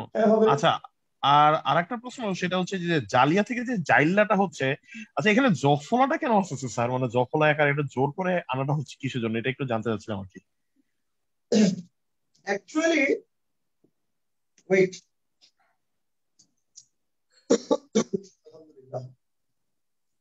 এগুলো আসলে অনেক মানে অনেক গবেষণার কাজ, বুঝছেন, ঝামেলার কাজ। এগুলা নিয়ে এই ধ্বনি পরিবর্তনের লাস্ট যে বইটা পড়েছি ধ্বনি পরিবর্তনের জন্য, সেই বইটা পড়েছে হচ্ছে শ্রী মদন মোহন বিদ্যাভূষণ, যিনি লেখক তার নাম হচ্ছে শ্রী মদন মোহন বিদ্যাভূষণ। উনি হচ্ছেন কলকাতা বাংলা একাডেমির তত্ত্বাবধানে সমগ্র কলকাতার 1987 সালের নবম দশম শ্রেণীর বাংলা বোর্ড বইয়ের রাইটার। তো ওনার 1987 সালের বাংলা বোর্ড বইয়ের যে বইটা, সেই বইটা আমি সংগ্রহ করেছি কয়েকদিন আগে। এন্ড ওইটা থেকে পড়ে আমি ধ্বনি পরিবর্তনের কিছু বিষয় ক্লিয়ার করেছি। এর আগ পর্যন্ত আমি বাংলাদেশের বহু বই পড়েছি ধ্বনি পরিবর্তনের, এই অশ্রুতি বশ্রুতির যে ব্যাপারটা, এটা ধ্বনি পরিবর্তনের মধ্যে, এটা আমি বুঝি নাই। তো যাই হোক, জাইল্লার যে ব্যাপারটা এটা একটু বলি। অ্যাকচুয়ালি অপিনিংটিতে হয় কি, পরের ইকার আগে আসে বলতে কি বুঝায় দেখবেন, আমরা যে বলি যশ, যশ, এখন এই যশ কিন্তু হিন্দিতে উচ্চারণ করা হয় কি ইয়াশ, হ্যাঁ নাম কি ইয়াশ। এই ইয়াশ থেকে হচ্ছে কি বাংলায় আমরা উচ্চারণ করি যশ। এই যেমন দেখেন যুবরাজ, এটা হিন্দি উচ্চারণ কি যুবরাজ, যুবরাজ। তার মানে এই যে জটা, অ্যাকচুয়ালি জটা কিন্তু আমরা বাংলা ভাষার ক্ষেত্রে এটাকে আনছি, বাট ওই বাংলার ক্ষেত্রে আমরা যখন ব্যবহার করি তখন এটা উচ্চারণের সহজ প্রবণতার জন্য আনি। কিন্তু হিন্দির ক্ষেত্রে বা নর্মালি যে বাংলা ভাষার গ্রোথটা, সেই গ্রোথ অনুসারে এটা আসার কথা না। কিন্তু বাংলার ক্ষেত্রে উচ্চারণের সহজ প্রবণতার জন্য, আমি তো আগেই বলেছি, ধ্বনি পরিবর্তন পুরোটাই হচ্ছে উচ্চারণের ফ্যাক্ট, এবং উচ্চারণে যেটাতে আমার সহজ হয় সেটাই আমরা করার চেষ্টা করি। তো ওই ক্ষেত্রে আমরা কিন্তু যুবরাজ বা যুবরাজ এভাবে না বলে আমরা বলি যুবরাজ, সহজ কথা। হ্যাঁ, আমরা ইয়াশ না বলে আমরা বলি যশ, ঠিক আছে? তাহলে এই যে জয়ের জায়গাটা, এই জটা হচ্ছে ওইখান থেকে আসছে। যেমন মনে করেন জালিয়া, আপনি যদি হিন্দি মুভিতে দেখেন, এখন জালিয়া মুভিটা আপনারা কেমনে, জালিয়া ওয়ার্ডটা কেমনে বুঝাবো? হিন্দিতে ওরা জালিয়া ওয়ার্ডটা মানে জালিয়াই বলে, ঠিক আছে, জালিয়াই বলে। কিন্তু বাংলায় যখন আপনি আঞ্চলিক ইয়াতে যাবেন তখন হচ্ছে জাইল্লা হয়ে যায়। বাংলায় যখন আপনি আঞ্চলিকতার টানে যাবেন তখন এটা হয়ে যায় জাইল্লা। এই কারণে আমরা আবার সরাসরি এই জাইল্লাটাকে প্রয়োগ না করে আমরা চলিত ভাষায় এটাকে ব্যবহার করি হচ্ছে জেলে, এইভাবে। কথা বুঝতে পারছেন? এই হচ্ছে কারণ। জফলাটা জোর করে আনা হয়েছে ব্যাপারটা এরকম না, জফলাটা আসছে প্রয়োজনের তাগিদে উচ্চারণের সহজ প্রবণতার জন্য, আর কিছুই না। আচ্ছা, এখানে যাই হোক, আমি একটা কোশ্চেন এক্সপেক্ট করতেছিলাম কারো কাছ থেকে, কোশ্চেনটা এখন পর্যন্ত কেউ করেন নাই, আমি করে দিচ্ছি।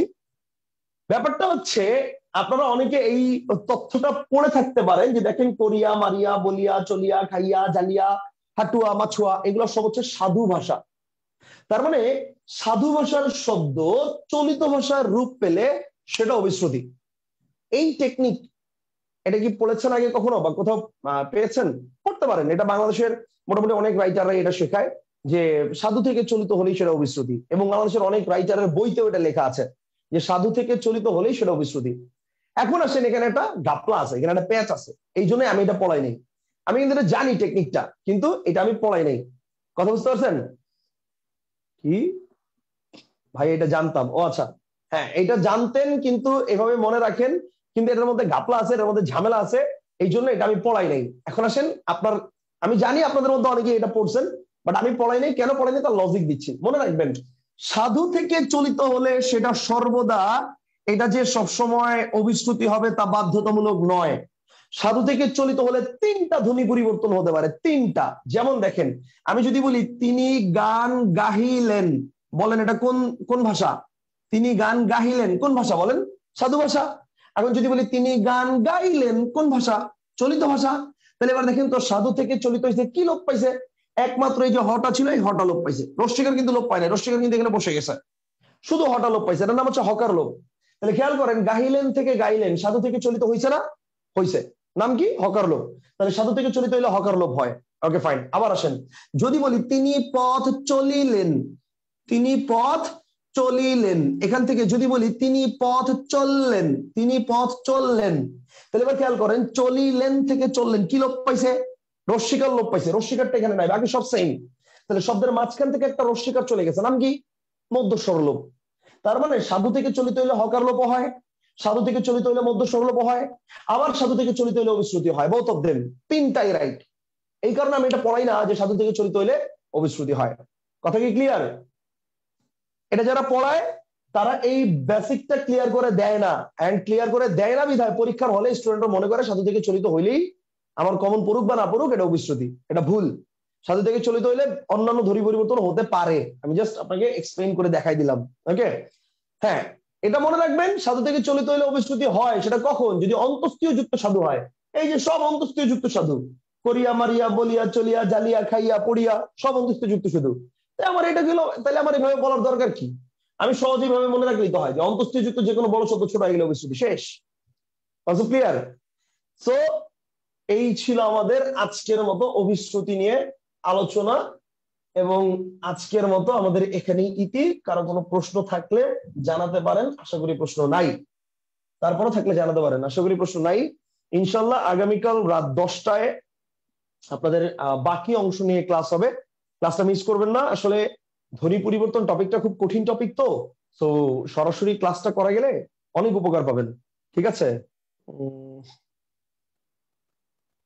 Ask two unmute. হ্যাঁ আনমিউট করেছি ভাই, বলে।